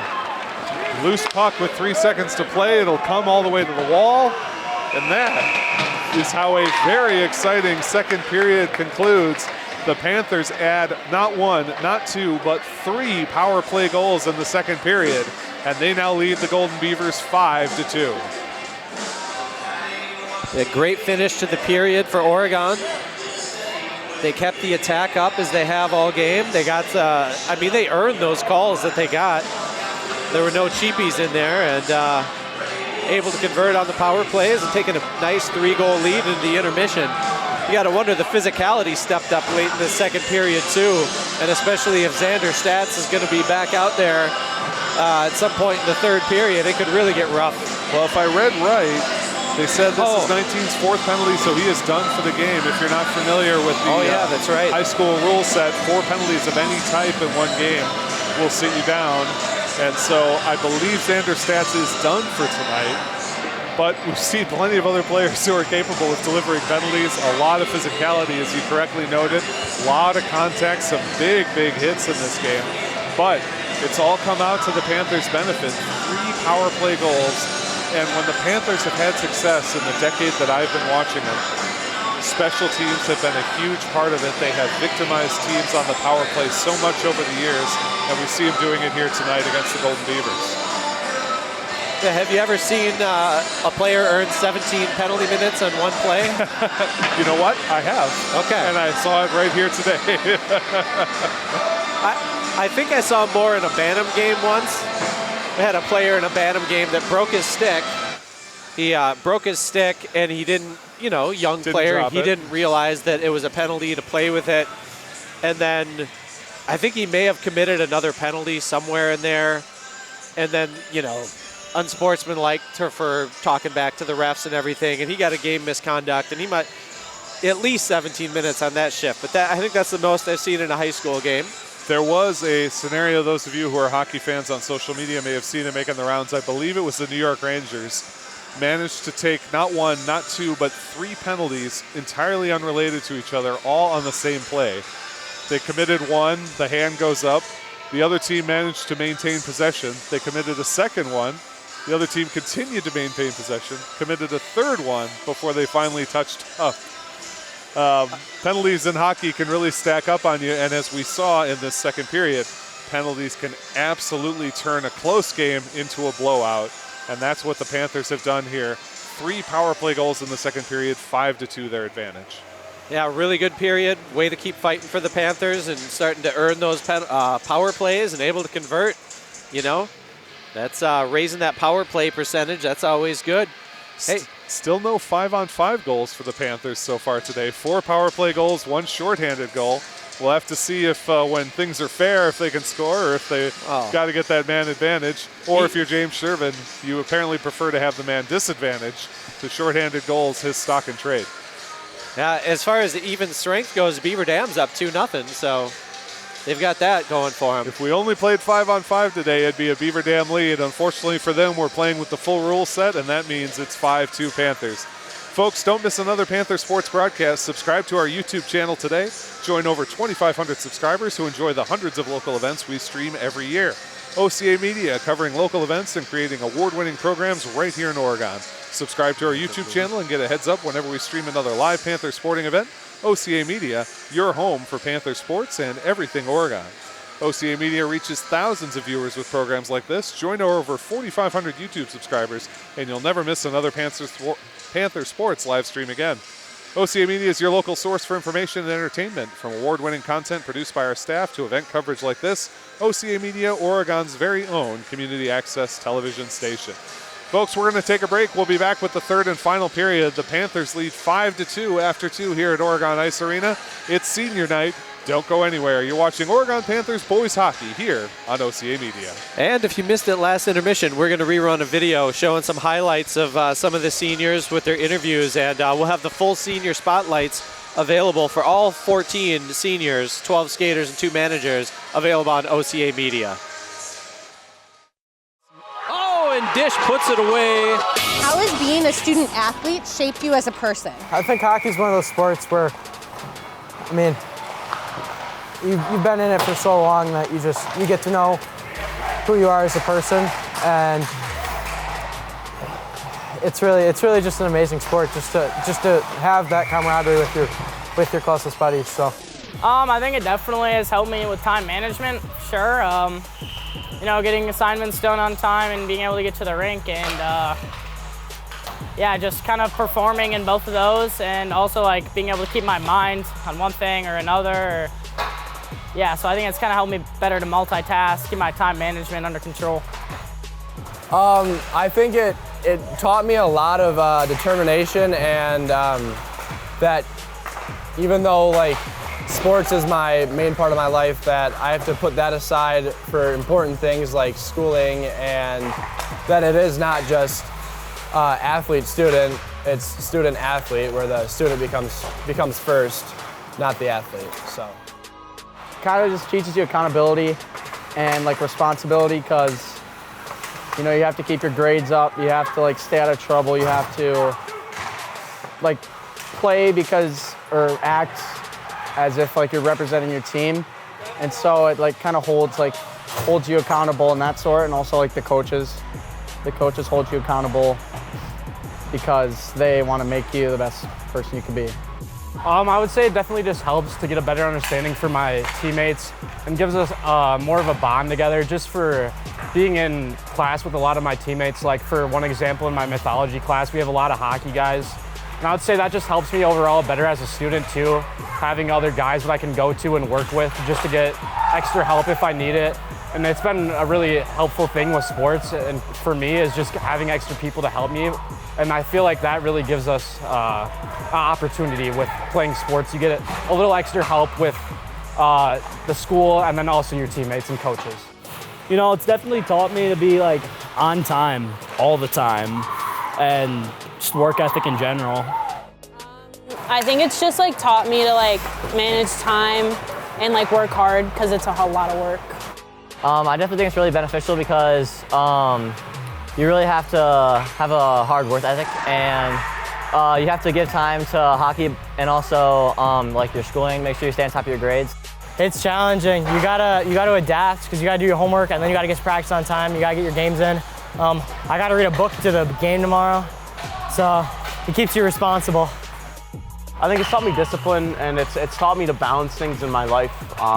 I know when people get to college, usually one of the hardest issues is balancing social life and interests that they have, and academics on top of that. And I think that learning how to balance academics, social life, and sports at such a young age has definitely helped me prepare for life ahead. What advice do you have for younger hockey players in your program? High school hockey was a scary transition for me. Being a bantam and then switching into high school where everyone's, you know, bigger than you. You could be the fastest guy, but you know, just take the baby steps and take some time to adjust, but have fun with it. Don't be scared. You know, you only get 4 years, and you know, I just remember like it was yesterday my first captain's ice with like, you know, my class, and you know, the time's running short, so make the most of it. Just keep at it. There's gonna be ups and downs. Not everything's gonna go your way or how you want it to, so just keep your head down and keep grinding. Just kind of take in the moments where, you know, you feel like you have all the time in the world, because, you know, I wish I could kind of feel that again. You know, it's kind of coming to a close now, and it's kind of hard, you know, it's hitting me, and so yeah, just kind of living in the moment. Definitely just have fun with it. Don't take like anything personal. The guys can get a little bit chippy with you, but don't take it personal. They're just having fun. One advice I would say is just to stick with it. Things are going to be rough when you first start hockey, and it's definitely one of the hardest sports to play, and that's why I feel like it's also one of the strongest connected sports, and also one of the funnest sports is because the skills it takes is very hard, but that's what makes it so fun, is getting that challenge, what you don't really get from other sports because there's so many things that go into the sport. I would say just stick with it, keep playing. Even if you feel like it's not like your sport, don't like be discouraged and don't give up, because there's always times where you'll like work at it, get better, and eventually you could be one of the top guys out there. It's all worth it in the end. It's gonna be fun no matter what. Put your head down and be humble. It doesn't really matter if people notice you here unless you're going to the next level. So just be you and go do your thing. Just keep up the hard work. You can never stop the grind. They'll always land you somewhere.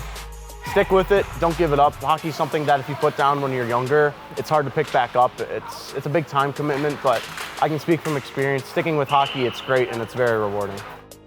Probably just keep working hard, you know. Your opportunity is gonna come if you keep working for it. And just like, stay in love with the game, you know? Like if you love it, work for it. Be a baller. Just ball out as hard as possible, score as much as possible, assist as much as possible, and have a bunch of fans, so. What's your favorite memory with your teammates outside of competition? Just any team dinner. I was just playing some, you know, shin puck with the guys, you know, pairing up and having a good time. Just any moment from a team dinner like that. One of my favorite memories would be Secret Santa. My freshman year, Dawson had me, and he got me a toy RC car. It was a Lamborghini, and it was gray. And that's my favorite color, so it was like awesome. I think I had probably 5 minutes of just pure enjoyment with it, and then it broke. But now it's up in our locker room, and it's never getting taken down. So I'd have to say maybe like the big house freshman and sophomore year. That was pretty peak. Just sitting in the locker room, we talk to each other. I sit in there for hours after games sometimes, just chilling with each other.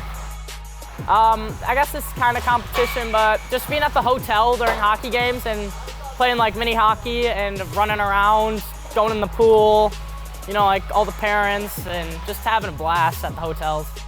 I don't know, probably some of the team dinners we've had, just playing mini sticks in the basement, just being with the team.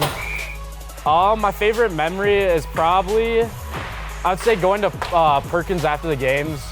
That was a thing we did after a lot of games for hockey. And that's where I really got to know my teammates a lot better, and we built good relationships. Team dinners, we have a lot of fun and stuff, and we play knee hockey after, and it's really fun. Definitely when we went up to Hayward.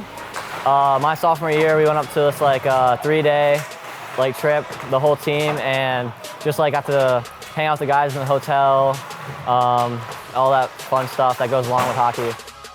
The night that we spent up in, was it Hayward last year? Going to Hayward our sophomore year on the overnight trip. Hayward. This exclusive OCA Media broadcast of Panther Sports is brought to you in partnership with these fine sponsors. The Village of Oregon, a great place to live, work, and play. The Oregon School District, actively building competency, character, culture, and community. The Oregon Athletic Booster Club, doing great things for all Panther sports. Your membership dues directly support our student athletes. Consider becoming a booster today.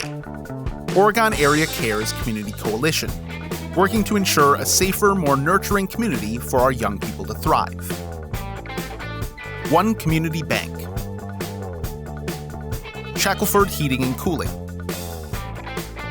Stoughton Health. J.L. Richards Prime Meats and Catering. And Wisco Industries. OCA Media sports broadcasts are made available free with the support of our local sponsors and community. To join our fine family of sponsors, email Paul at ocamedia.com. You can also donate directly at ocamedia.com/donate to help us continue to provide this service to our community.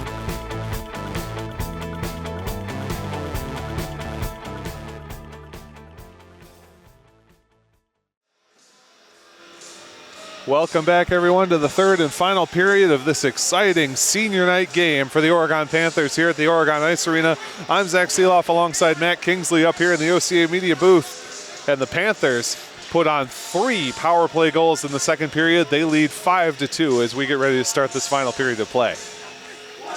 Panthers are looking good. I mean, the power play's been working for them, but they've had really sharp, crisp passing for the most part today. They've had some really good breakouts, and they've really kept the pressure up. I don't know what the save count is for the Beaver Dam goalie, but he's been working hard all 2 periods so far. Braden Whipperfirth, the junior goaltender for them, has played very well. I don't think you can hang the score at his doorstep. Panthers win that faceoff, and we are underway in the third and final period as Oregon leads 5-2 here at the Oregon Ice Arena on senior night. Garten for Beaver Dam, shot and a glove save. Benjamin got the glove on it, couldn't stop it, but Ethan Dish has it for the Panthers. Dish, a little dangerous pass through his own slot, but Shervin's got it. He's got speed on the right wing side. Garten puts him to the wall. Shervin chases the puck down beneath the Beaver Dam net. Pass towards Crom is intercepted, and coming the other way is Gottfredson. The Golden Beavers man heads to the faceoff dot, pushed off the puck and knocked to the ice. Panthers the better of it, but at the center point, it's going to be held by Ty Scott. Scott's pass comes through the slot, but ends up at the near wall. Panthers behind their own net, gain possession again. Up towards Shervin on the far side. He sends it to the blue line, held by Beaver Dam. Shervin still hassling at the point, but it's Rufiner that dumps it down low. Nice pass to find Peterson and spring him loose. Peterson on the right wing side. He's got one man to beat. Gets by him. Shot and a blocker save. Ooh. Big collision. Oh my. The Beaver Dam player is down. Peterson down as well. They went into the boards awkwardly. Oh my, he is not moving.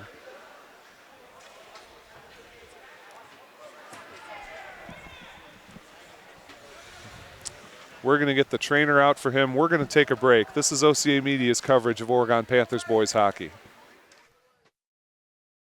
We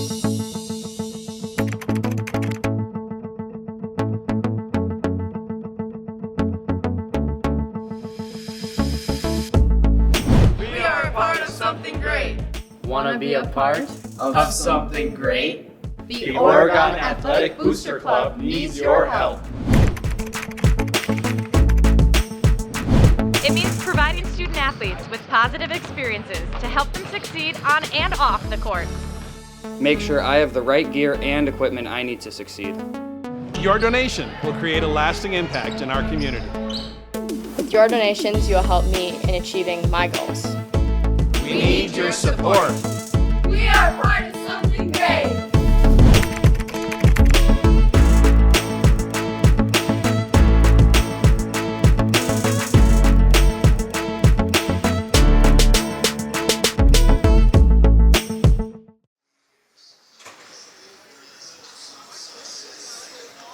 So it looks like that was number 22, Ty Scott, a sophomore for the Golden Beavers, that hit the boards hard and had to be helped off the ice after he was pretty still for about a minute. And we're going to resume action. Scott went down and hit the boards hard, and Dawson Peterson went flying over the top of him, and Peterson hit the boards hard as well. But Peterson was able to get up quickly. Scott needed the assistance, so hopefully he's going to be all right. I imagine he'll be done for the night. No reason to take a chance after a big and scary-looking collision like that, but very nice to see him get up under his own power. 15:47 to go in this third and final period. Panthers lead 5-2. Face-off in the Beaver Dam zone does end up behind the net. Stick save from Whipperfirth on a shot from beneath the goal line, and it's controlled by Garten of Beaver Dam. The assistant captain loses the puck, and the Panthers grab it. It's Barrett Anderson at center ice. Swats it back into his own zone for Tim Grice. Garten getting around Grice, wants the wraparound, doesn't have it. Instead to the near side. Garten up along the wall, back beneath the net for Gottfredson. Those two have been a connection so far on both goals for the Beaver Dam Beavers. Now coming forward is Anderson again. Puck knocked off his tape. He backhands it down beneath the net for Yachman. The senior up towards the point. Dish stepping in. Nice one-handed play. Big hit from behind. Panthers control. Dish beneath the net. Feed to the center. It's out of reach of the intended target. But now controlling is Lex Steida. Quick shot that time from James Bueller. Doesn't get past Whipperfirth. Yachman takes an awkward fall into the boards. Puck at the point. Panthers hold. Now finally tapped out. Panthers will have to give chase. No icing the call as this one comes to Benjamin in his crease. He'll flick it to the near side corner. Anderson rims it around up towards Yachman. He gives it off to Dish. Dish trying to get around his man. Sorry, go ahead, Matt. It's a long shift for some of these guys. A lot of pushing and shoving, and I think we're going to get 6 there from Beaver Dam. Yeah, put a hand right on the face mask. Are they going to send them both? I have to admit. Well, you know, sometimes when you're standing there getting punched in the face, you know, yeah. Exactly. I mean, if you wanted to, you could almost get Dylan Ruffiner for, you know, grabbing the face mask, given a game misconduct. He really kind of face washed Mueller there. They're going to match him up, so we'll continue at 5-on-5 at 14:25, matching minor penalties against James Mueller of Oregon and Dylan Ruffiner of Beaver Dam. Face off far side of the Golden Beavers zone. Panthers do win that one up towards the point. Knut Lee with a nice job to hold it there. His shot, though, broken up by the Golden Beavers. Carrying this one forward is Blank. He's able to drop it into the Panthers zone. Knut Lee beats him to the puck, rims it to the near side. At the point, Panthers are able to grab. Moving forward was Hunter Bavery. Dumps it into the zone where DiMartino will give chase beneath the net. Backhanded puck is loose. Bavery there. Dangling around traffic that time was Octavius Johnson, but the Panthers do slap it back into the near corner. Beaver Dam turns it the other way. Johnson far wall. The Golden Beavers coming forward. A shot is nicely blocked by Knut Lee, but Octavius Johnson chases it down in the corner. Hanny for Beaver Dam drops it into the slot. Panthers gather near side. Pass is handled, but this stretch pass is too long. Icing against the Panthers. DiMartino not able to find his target. We'll take a face-off in the Oregon zone. 13:26 to play in the game. 5-2, the Panther lead. I like what Knut Lee did, or rather didn't do, as this game got pretty physical and we just saw a kid get hurt. And not from a physical play, but just from a hustle play and hitting the boards. Lee had a chance to crush that kid in the corner. I think it was Octavius, and he held up. Wise choice by Knut Lee. Don't need anyone else in the box. Nice stretch pass to Shervin. He enters on the left wing side. 13:15 to go. Shervin dangles around one man, wraps the corner, feed to the slot, off target. Grice a shot. And a save, puck to the back wall. A backhand shot and a score! The first even strength goal for the Panthers. They put it off the back of Braden Whipperfirth. It's 6-2 Oregon. As claiming credit for that one is Preston Crom.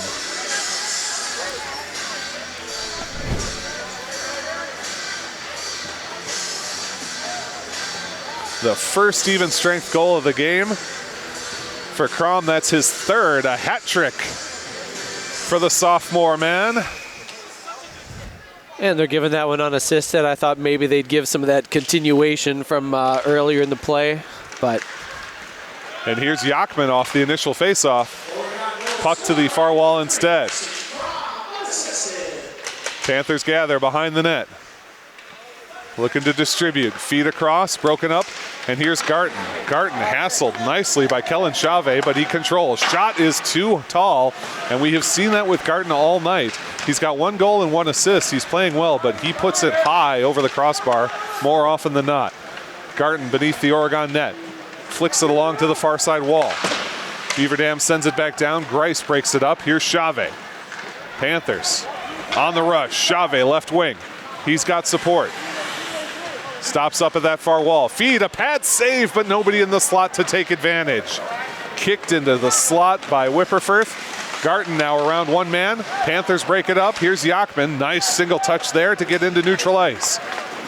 The senior dumps the puck in, and pursuing is Barrett Anderson. Battle along that far side wall. Beaver Dam the better of it. Moving through the neutral zone. Golden Beavers able to hang on. Shot is blocked down. Putting it to the wall was Lex Steida. Here comes Dish now. 11:49 to play in the third. Dish's pass does not find a target, but the puck is touched, so no icing. Big collision beneath the net. Panthers grab the loose puck. Leonard puts it to the near wall. Panthers pursue. Shot is blocked into the slot. Dish a shot and a big pad save as Dish is wrecked by Garten, who was happy to deliver a big hit. Leonard, the senior beneath the net, wants a backhand into the center. There's nothing there, so he maintains possession. To the center point. Steida back to Leonard. Face-off dot shot and a stick save. Covering the 5-hole was Whipperfirth. Panthers, a shot from the point and a glove save put into the pocket. Kingsley had a nice rip. Whipperfirth had a good stop. Some more good action. Continued attack, continued pressure for the Panthers.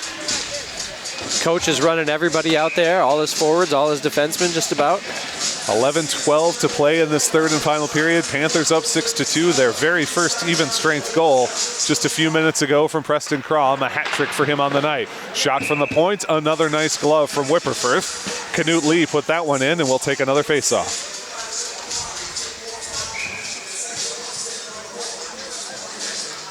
Crom in the face-off dot, wins it for Oregon to Shervin. Center point, Shervin around a man. Slot, Shervin shot off the stick of Blank. Now to the point for Knut Lee, rips one in, and again, nicely saved. Somebody broke a stick. I can see the blade of it over there by the face-off dot. Whipperfirth doing some good work as the Panthers continue to apply pressure. Beaver Dam will get a new twig, send out some new skaters, and we'll face it off again on the far side of their zone with 10:57 to play in the third and final period. Crom taking on Garten. Garten able to win it to the corner. Beaver Dam there. Up the wall, Shervin intercepts. Turns back around, ripped to the ground, but no call coming. Garten along with Gottfredson. Puck to the far corner. Gottfredson there, into the slot, nobody there for his team. Beaver Dam from the top of the circle, doesn't make it through traffic, blocked, and here's Shervin. Shervin's got a couple of men with it. Shervin coming, he's got Dawson Peterson in the center. Shervin can't get the shot to go, backhands it though, and he's able to find Crom. Knut Lee can't get the one-timer from the point, and it's controlled by Beaver Dam. Here's Gottfredson along with Garten. Gottfredson around his man. Gottfredson shoots and misses it just wide. Shervin now coming up the other way. Transition game continues. Shervin through center ice. He's around his man, and here he comes right wing side. Around another man. Tap towards Peterson. Doesn't get there. Still got the puck. Around yet another man. Shervin just breaking ankles left and right, but the puck held by Knut Lee at the point.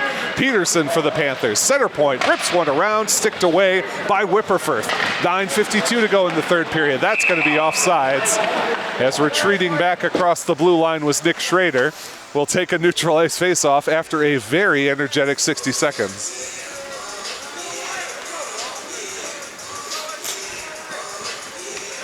Yeah, Gottfredson, only a freshman. He's looking to get physical out there that shift. He was really going after Shervin hard. Physical game from both teams. Beaver Dam has been applying pressure all night, but the Panthers have the scoreboard. They're up 6-2 with 9:43 to play.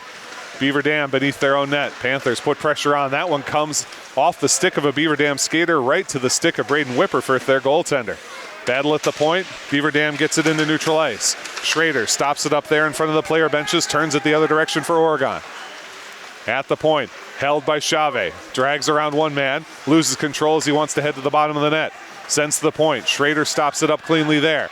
Schrader tries to feed in. The deflection does go towards the net, but Whipperfirth steers it clear. Panthers beneath their net. Chave again lofts it toward the cage, but it's behind it. Referee gets caught up in his skates. Beaver Dam can't clear it, but they do control. It's Blank, high off the glass, will send it into neutral ice past Tim Grice. Grice tracks it down for Oregon in his own zone with 8:55 to play in the game. Anderson moves the puck ahead. Anderson follows, but the loose puck benefits Beaver Dam. 8:45 to go as the Golden Beavers dump it beneath the net, where Benjamin will stop it up for Oregon. Nice move as coming through traffic is Lex Steida. Leads ahead for Yachman. He's got help across. Yachman takes the shot. A nice, very solid glove save from Whipperfirth, as charging up on the other end was Barrett Anderson.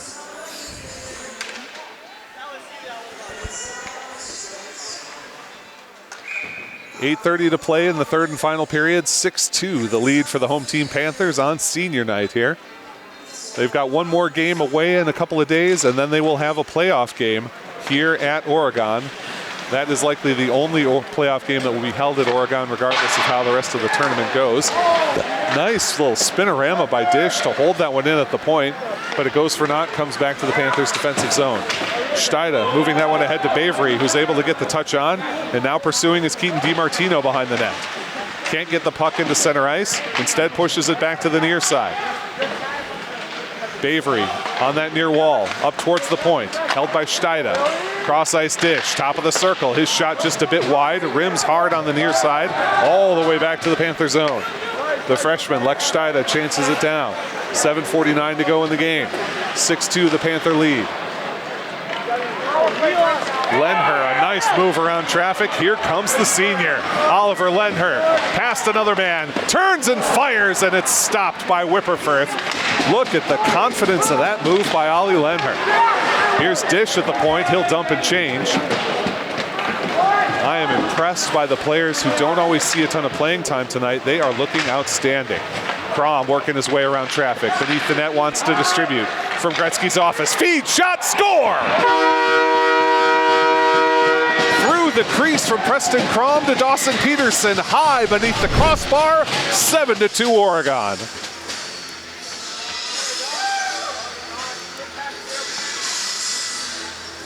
Oh, another even strength goal, so we're 2-2 on even strength. 2 even strength, 4 power play, 1 shorthanded. Panthers doing it in every phase tonight, and a 7-2 lead is their reward. 7:15 to play in this game. Oregon has come alive since the first period that saw Beaver Dam battle back in the second half of that period. Since then, though, it's been all Panthers. Speaking of, here's Chave. Nice job to angle one down the boards on the near corner. Turned around to the point, Knut Lee there. Panthers stick handling in the person of Preston Crom. Knut Lee at the point now, 6:52 to play. Top of the circle, leans into one, and Whipperfirth covers it up. Face-off coming, 6:48 to go, 7-2 in favor of Oregon. So if you're scoring at home, that last goal was scored by Dawson Peterson, assisted by Preston Crom and James Shervin. Shervin getting the second assist on that, I like it. His second point of the night. He opened the scoring up. The shorthanded goal, he got the second score. A nice blocker save from Whipperfirth on a tricky shot from Desmond Kingsley. Feed into the center for Yachman, but he can't quite settle her down. He retreats to the point, loses control of the puck. It's picked up that time by Ruffiner. He leads it ahead, hand up for icing, and that is the call. I think Beaver Dam wanted a touch called there, but instead it's going to be icing, and we'll head back to their zone for the face-off. 6:30 to play, 7-2 the Panther lead.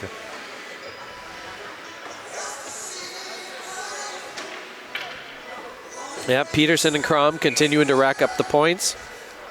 James Shervin as well. And yeah, Keaton DiMartino got it started. He's going to get the first goal statistic for tonight. There you go. Panthers control in the Beaver Dam zone. Rimmett to that far side. Attempt to put it in front, nothing doing. Cam Blank skates it away for Beaver Dam. And now the tap coming from Easton Haney. Haney, though, can't get there in time. Panthers turn it the other way. It's Barrett Anderson. Swings over the top, tracks the puck down nonetheless, lofts it into the Beaver Dam zone. No ice as he was across the line when he let it go. Panthers control beneath the Golden Beavers net. Yachman in the corner.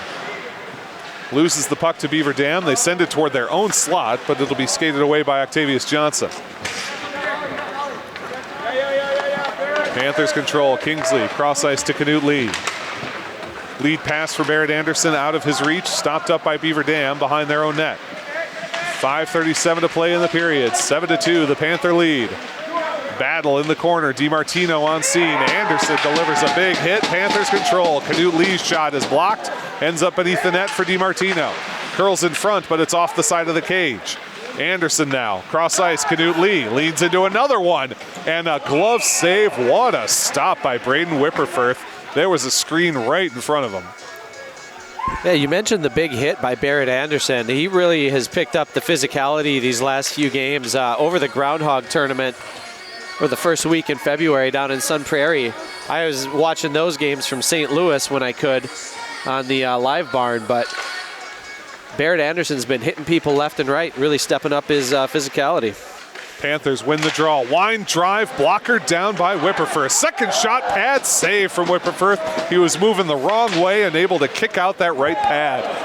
5 minutes even to play in the third and final period. Panthers lead 7-2 on senior night. Schrader gets taken to the ice and goes into the boards, gets right back up and gets up with the puck. Nick Schrader doing it all tonight, showing his toughness on that play. Hand up for ice, striding after it is Lendner. He will not get there in time. Icing the call. How about Nick Schrader on that play? Yeah, he's doing it all. You know, he's, like you said, he's able to take those shots. He's just a freshman. He's taking some big hits, and he pops right back up every time. And I've said a couple times this year, he reminds me of James Shervin. We just, you know, the shorter guy that gets a real low center of gravity, a low skater, makes it hard to hit, hard to get a good clean hit on him. And he got to participate in the tradition. Schrader wore the old number 15 jersey to school today. Very nice. Shot from Beaver Dam off the faceoff is wide and comes to the near wall. Panthers picking up speed as they accelerate through center. Offsides the call, delayed offsides. Garten picks it up for the Beaver Dam Golden Beavers and heads the other direction. With one hand on it, he can't control, and the Panthers able to bring it back. Osterhaus has it stripped. At the point, held by the Golden Beavers. Into the slot for Garten, sticked away. Now Garten's got it, bottom of the circle. Backhand in front and a score. Garten to who else? Jackson Gottfredson. The connection works again. And they immediately send Dylan Rufiner to the box. So the goal will count. I'm not sure what Rufiner did, but man, it had the referee upset.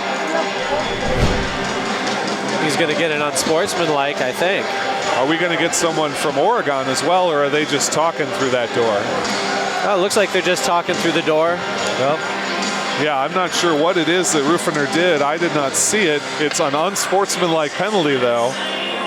So Rufiner will have to sit down. The Panthers give up the goal. It's 7-3, but they will get the power play coming right out of that goal. Gottfredson from Garten once again at 12:46 in the third. Panthers on a 2-minute power play as they move this puck into the zone. In the corner, it's controlled by Peterson. Gets around one man, pops one up to Shervin, tries to play it with the hand, nothing doing. Here's Shervin again, though, towards the slot, through two different men, and at the outer hash marks. Around one man, here's Shervin again. Feed, one time, too tall. What a swat, but it's just up high. Panthers continue on the attack. Minute 28 on the power play, 3:39 left in the game. Peterson, beneath the net, circles, feeds towards Preston Crom, can't get it to go. Garten is going to just dump this one. Nice job by the shoulder of Shervin to stop it up. Colliding with him is Dish, and Shervin will just dump that one in. Minute 10 on the power play as Peterson tracks it down near wall. Up for Kellen Chave. Tries to get around the corner. Chave hustling to that far side. Beaver Dam beats him to it. Puck on the far wall. Chave still hassling from behind. Dish able to take it with Yachman. Yachman now at the faceoff dot. Leads in and scores! Andrew Yachman, a power play tally. And look at this, the seniors on senior night giving a huge hug to Drew Yachman as he puts one on the board. It's 8-3 Panthers. Another power play goal. Another power play goal indeed. The fifth of the night for Oregon. Yachman putting it away. And the Panthers are back on top by 5, 8-3 with 3 minutes to play. Get the PA call. Dish with the assist. So Yachman from Dish at 12:58 in the third, another power play goal. And here comes Yachman again. He's got Anderson, the feed across to him though, and oh boy, number 7 maybe took a high stick there. He goes down, looks like he's cut. It was Eli Hames. Panthers behind their own net. Hames has to get to the bench, and I think he might have taken a stick in the mouth. Here comes Kellen Chave for the Panthers. He gets around one man and he goes right into the net. You could see sometimes a player commits to a play. They're like, I am simply not going to give up. That's what Chave did there. He ends up with his butt in the back of the net for his trouble, and we'll get a stoppage as the net was knocked firmly off the moorings. Yeah, he was helped in there a little bit as well. But also, there was no way he was giving up on that puck. He was committed. Referees reset things for us. Yeah, Kellen wants to get in on the action. You know, you can't blame him. Absolutely not. The senior, 4 goals, 3 assists in his career. 3 of those goals and all 3 assists coming in this season. Yeah, just a junior. Yep, we'll look forward to see what his senior campaign brings. Face-off near side of the zone of the Golden Beavers, held by the Panthers, shot and saved by Whipperfirth. Not cleanly, but he covers it up. Desmond Kingsley rifling that one in. Keaton DiMartino in great position for a rebound. He got his stick in there before the whistle blew, so that's what you're supposed to do. We're not the most neutral announcers up here, folks, and I think I speak for my partner, Matt, when I'd say I'd love to see Kingsley get one here. Speaking of, here he is at the top of the circle, working his way down into the corner. His clearing pass is popped up high and ends up on the far wall. Knut Lee puts it down low into the corner. DiMartino gathers there, sticked away by Whipperfirth. Loose puck in the slot, nearly sent towards Whipperfirth, the stick again. Panthers across the crease, and it comes to Knut Lee on the far side. His pass is broken up. Beaver Dam able to send it down neutral ice. No icing the call, as that one does not have the juice on it. Minute 45 to go in this game. An 8-3 lead for the Panthers. A win coming on senior night. The final regular season home game for these Oregon Panthers. That one went off a Beaver Dam player, so no icing, as the Panthers battle again in the Golden Beavers territory. At the point, Panthers slide in, continue to fight for this loose puck. Neutral ice controlled by Oregon, dumped in. Checking up and chasing after is Peyton Kyprios, the junior. Puck at the point, Knut Lee holds it there briefly, but it's back into center ice with 1:12 to go. 8-3 the Oregon lead. Cycling around for this one is Brandon Osterhaus. Leaves it forward for Mueller. He tries to work around his man. Wanted to distribute, feet to Osterhaus, shot, and a save. Whipperfirth continues to work hard in net to the very end. Only 59 seconds to go in this game. Good looking 2-man game there between Osterhaus and Mueller. And yeah, Oregon has one more road game, regular season. Friday night they'll be up in Onalaska. And the playoff game against Janesville, it's supposed to be on Tuesday the 17th at 7 p.m., but my understanding is they were waiting for confirmation that the rink had availability that night. Got it. We'll have to check on that. Shot and a save from Mueller. Put that one on hard. Whipperfirth did not control it. But now the Panthers come again. Mueller, backhand into the slot. Shot, and it's off a stick and high. Dish had everything he wanted to look at, and it just caught the beam of one of the Beaver Dam sticks and ramps up into the safety netting. 43 seconds to go. Yeah, this might be the best passing I've seen out of Oregon this year. Beautiful work on that one. Puck on the face-off dot. Mueller tips it beneath the net. Panthers control there. Backhand it to Kyprios. Point, wind, drive, too tall. Takes the glass behind the net. Dish at the point. Sends down low. Panthers control. Shot from Kyprios is wide. Mueller behind the net. Wanted the wraparound instead to the point. Wind from Steida, a shot, and lifting the leg was Kyprios, but the pad down from Whipperfirth. Dish, wind and a drive, and a glove. Whipperfirth has been very handy with that catching glove tonight. Another clean save with just 11 seconds left to play. Yeah, I haven't heard any of the save totals, and I guess I hadn't asked for him from the folks out there, but he's got to be pushing 50 saves, I would think. He's made an awful lot of them. He's played well in net. 8 goals on the board is tough, but you really can't hang that at his door. Face-off with 11 seconds to go. The Panthers control. Want to get one last chance here. Instead, it'll be Beaver Dam with a final opportunity with 5 seconds to go. They chip the puck into the zone. Grice will shield it away, and that is how senior night ends. An 8-3 Panther victory. Preston Crom gets a hat trick. James Shervin, the senior, adds a shorty. Andrew Yachman, the senior, puts a goal up. Dawson Peterson, the senior, has a few. A wonderful game from these Panthers. Yeah, that's how you want to go out, you know, and it was more than just the seniors. Obviously, Preston Crom had the Hattie.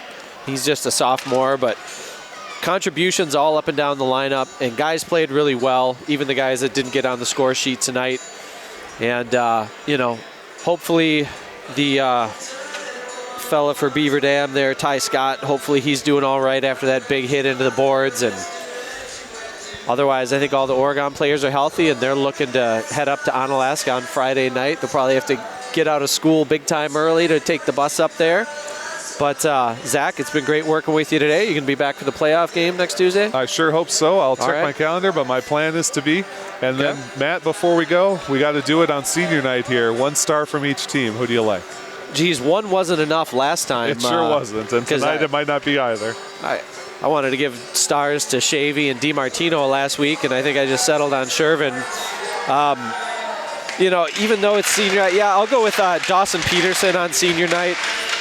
He got the assist, one of the assists on the first goal, got an assist on one of Crom's goals, a couple goals of his own. He was just, you know, making it happen. He's kind of the straw that stirs the drink for the Panthers here with his passing and his work behind the net, and that was on display tonight.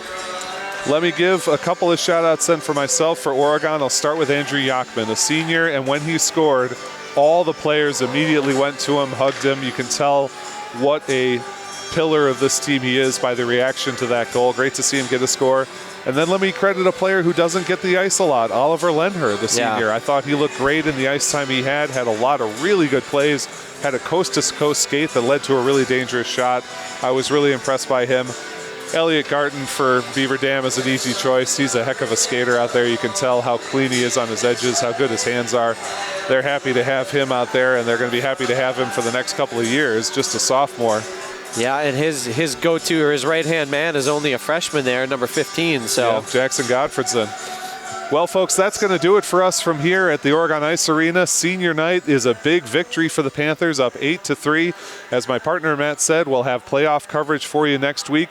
Until then, for our executive director back at the station, Paul Zwicker, our camera operator, Addie, my partner, Matt Kingsley, my name is Zach Sielaff, saying so long, take care of yourselves, and take care of somebody else. Good night, everybody.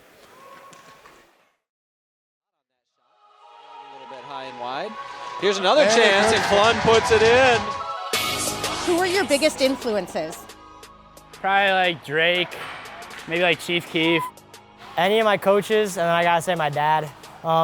He's just pushed me to be the best hockey player I can be. Doesn't have to be skillful, but if I can work my tail off, it's all that matters. You know, if I had to say, probably Larry Clemens. That's about it. The man, the myth.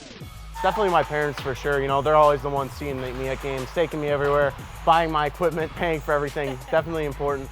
You know, Coach Hefty, you know, he's definitely helped me come out as a hockey player, and he's helped me grow my confidence for the game too. My biggest influence for sure is my dad.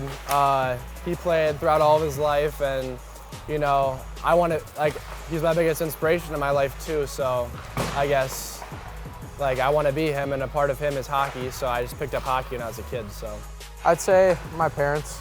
My dad played hockey when he was a kid, and he's pushed me to be a better person, to be a better player. And my mom has always been there to support me when I've needed it. 100% my dad. My brother, my dad and my brother for sure. I look up to them a lot. Talking to them every single day. Definitely they give me lots of feedback. Then I also have bigger role models like Wayne Gretzky, you know, hockey role models and that such. Larry Clemens and my dad. I'd say my parents and my friends. Larry Clemens and my mom. My biggest influences I would definitely say are my parents and grandparents, just because they've been through me, are there for me through all my hockey career, and just getting me to every game and supporting me to what I've became today. Biggest influences? My parents, because you know they want me to be the best person I can be. So definitely try to make them proud and prove myself to them, because it's a really important thing for me to do, especially with sports, because they spend so much money, so much time. I would say my parents, because they raised me my whole life. They've made me who the person I am today. Any of my coaches, and then I gotta say my dad. He's just pushed me to be the best hockey player I can be. Doesn't have to be skillful, but if I can work my tail off, it's all that matters. Do you have any game day superstitions or routines? I do. I always have a dragon fruit vitamin water every time. Every home game, right outside my locker room, I do my stretches. Before the lines get called, I back up into below the crease and do some more stretching. I listen to the same song every game. It's called 5 Minutes Alone by Pantera. I always just listen to music. You know, I got a couple playlists I'll switch through and stuff like that. I'll sit and reflect for a minute, just envision and kind of manifest what I want to do on the ice before I get out there. Yeah, I've been getting Jimmy Johns before the game, so. One superstition I have is just I like to meditate like an hour before the game just to get my head right, just to get my head like in the right mood. So I'm in a calm, composed spot before the game. Yeah, I normally tape my stick before every game, and then I put it somewhere where nobody can touch it. Oh yeah, I like to go to Jimmy John's before. That's always a good one. I got specific socks, and they have like words on them, and I have to put the specific sock on the specific foot. Yeah, I don't tape my toe. 100%. I got so many superstitions, I can't tell you them, otherwise they won't work.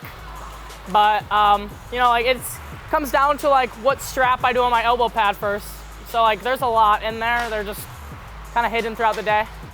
If they made a movie about your life, what kind would it be? Like a thriller, action, drama, comedy, and who would play you? Matthew McConaughey probably. He's a good looking guy. Maybe good enough looking for me. That or Preston Crom could play me. And it'd be like an autobiography about my life. Yes, okay. It'd probably be like only like highlights. Like it's like a highlight reel. Like probably like hour-long highlight reel of my life.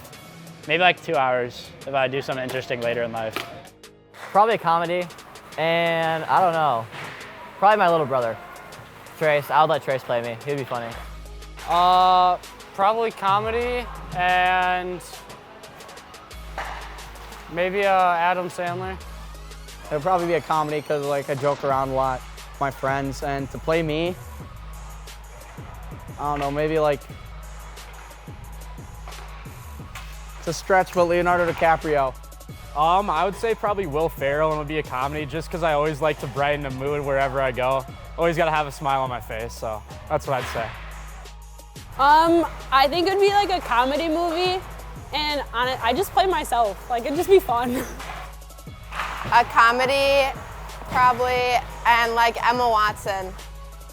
I think it'd be maybe a comedy or like yeah, probably a comedy. I would say like a thriller, but my life's not very interesting.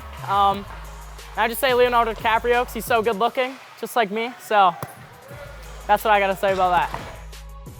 I don't know. I really liked Fast and Furious when I was growing up, so Paul Walker probably. I'd say maybe like an action movie or something like that. Definitely Brad Pitt would play me.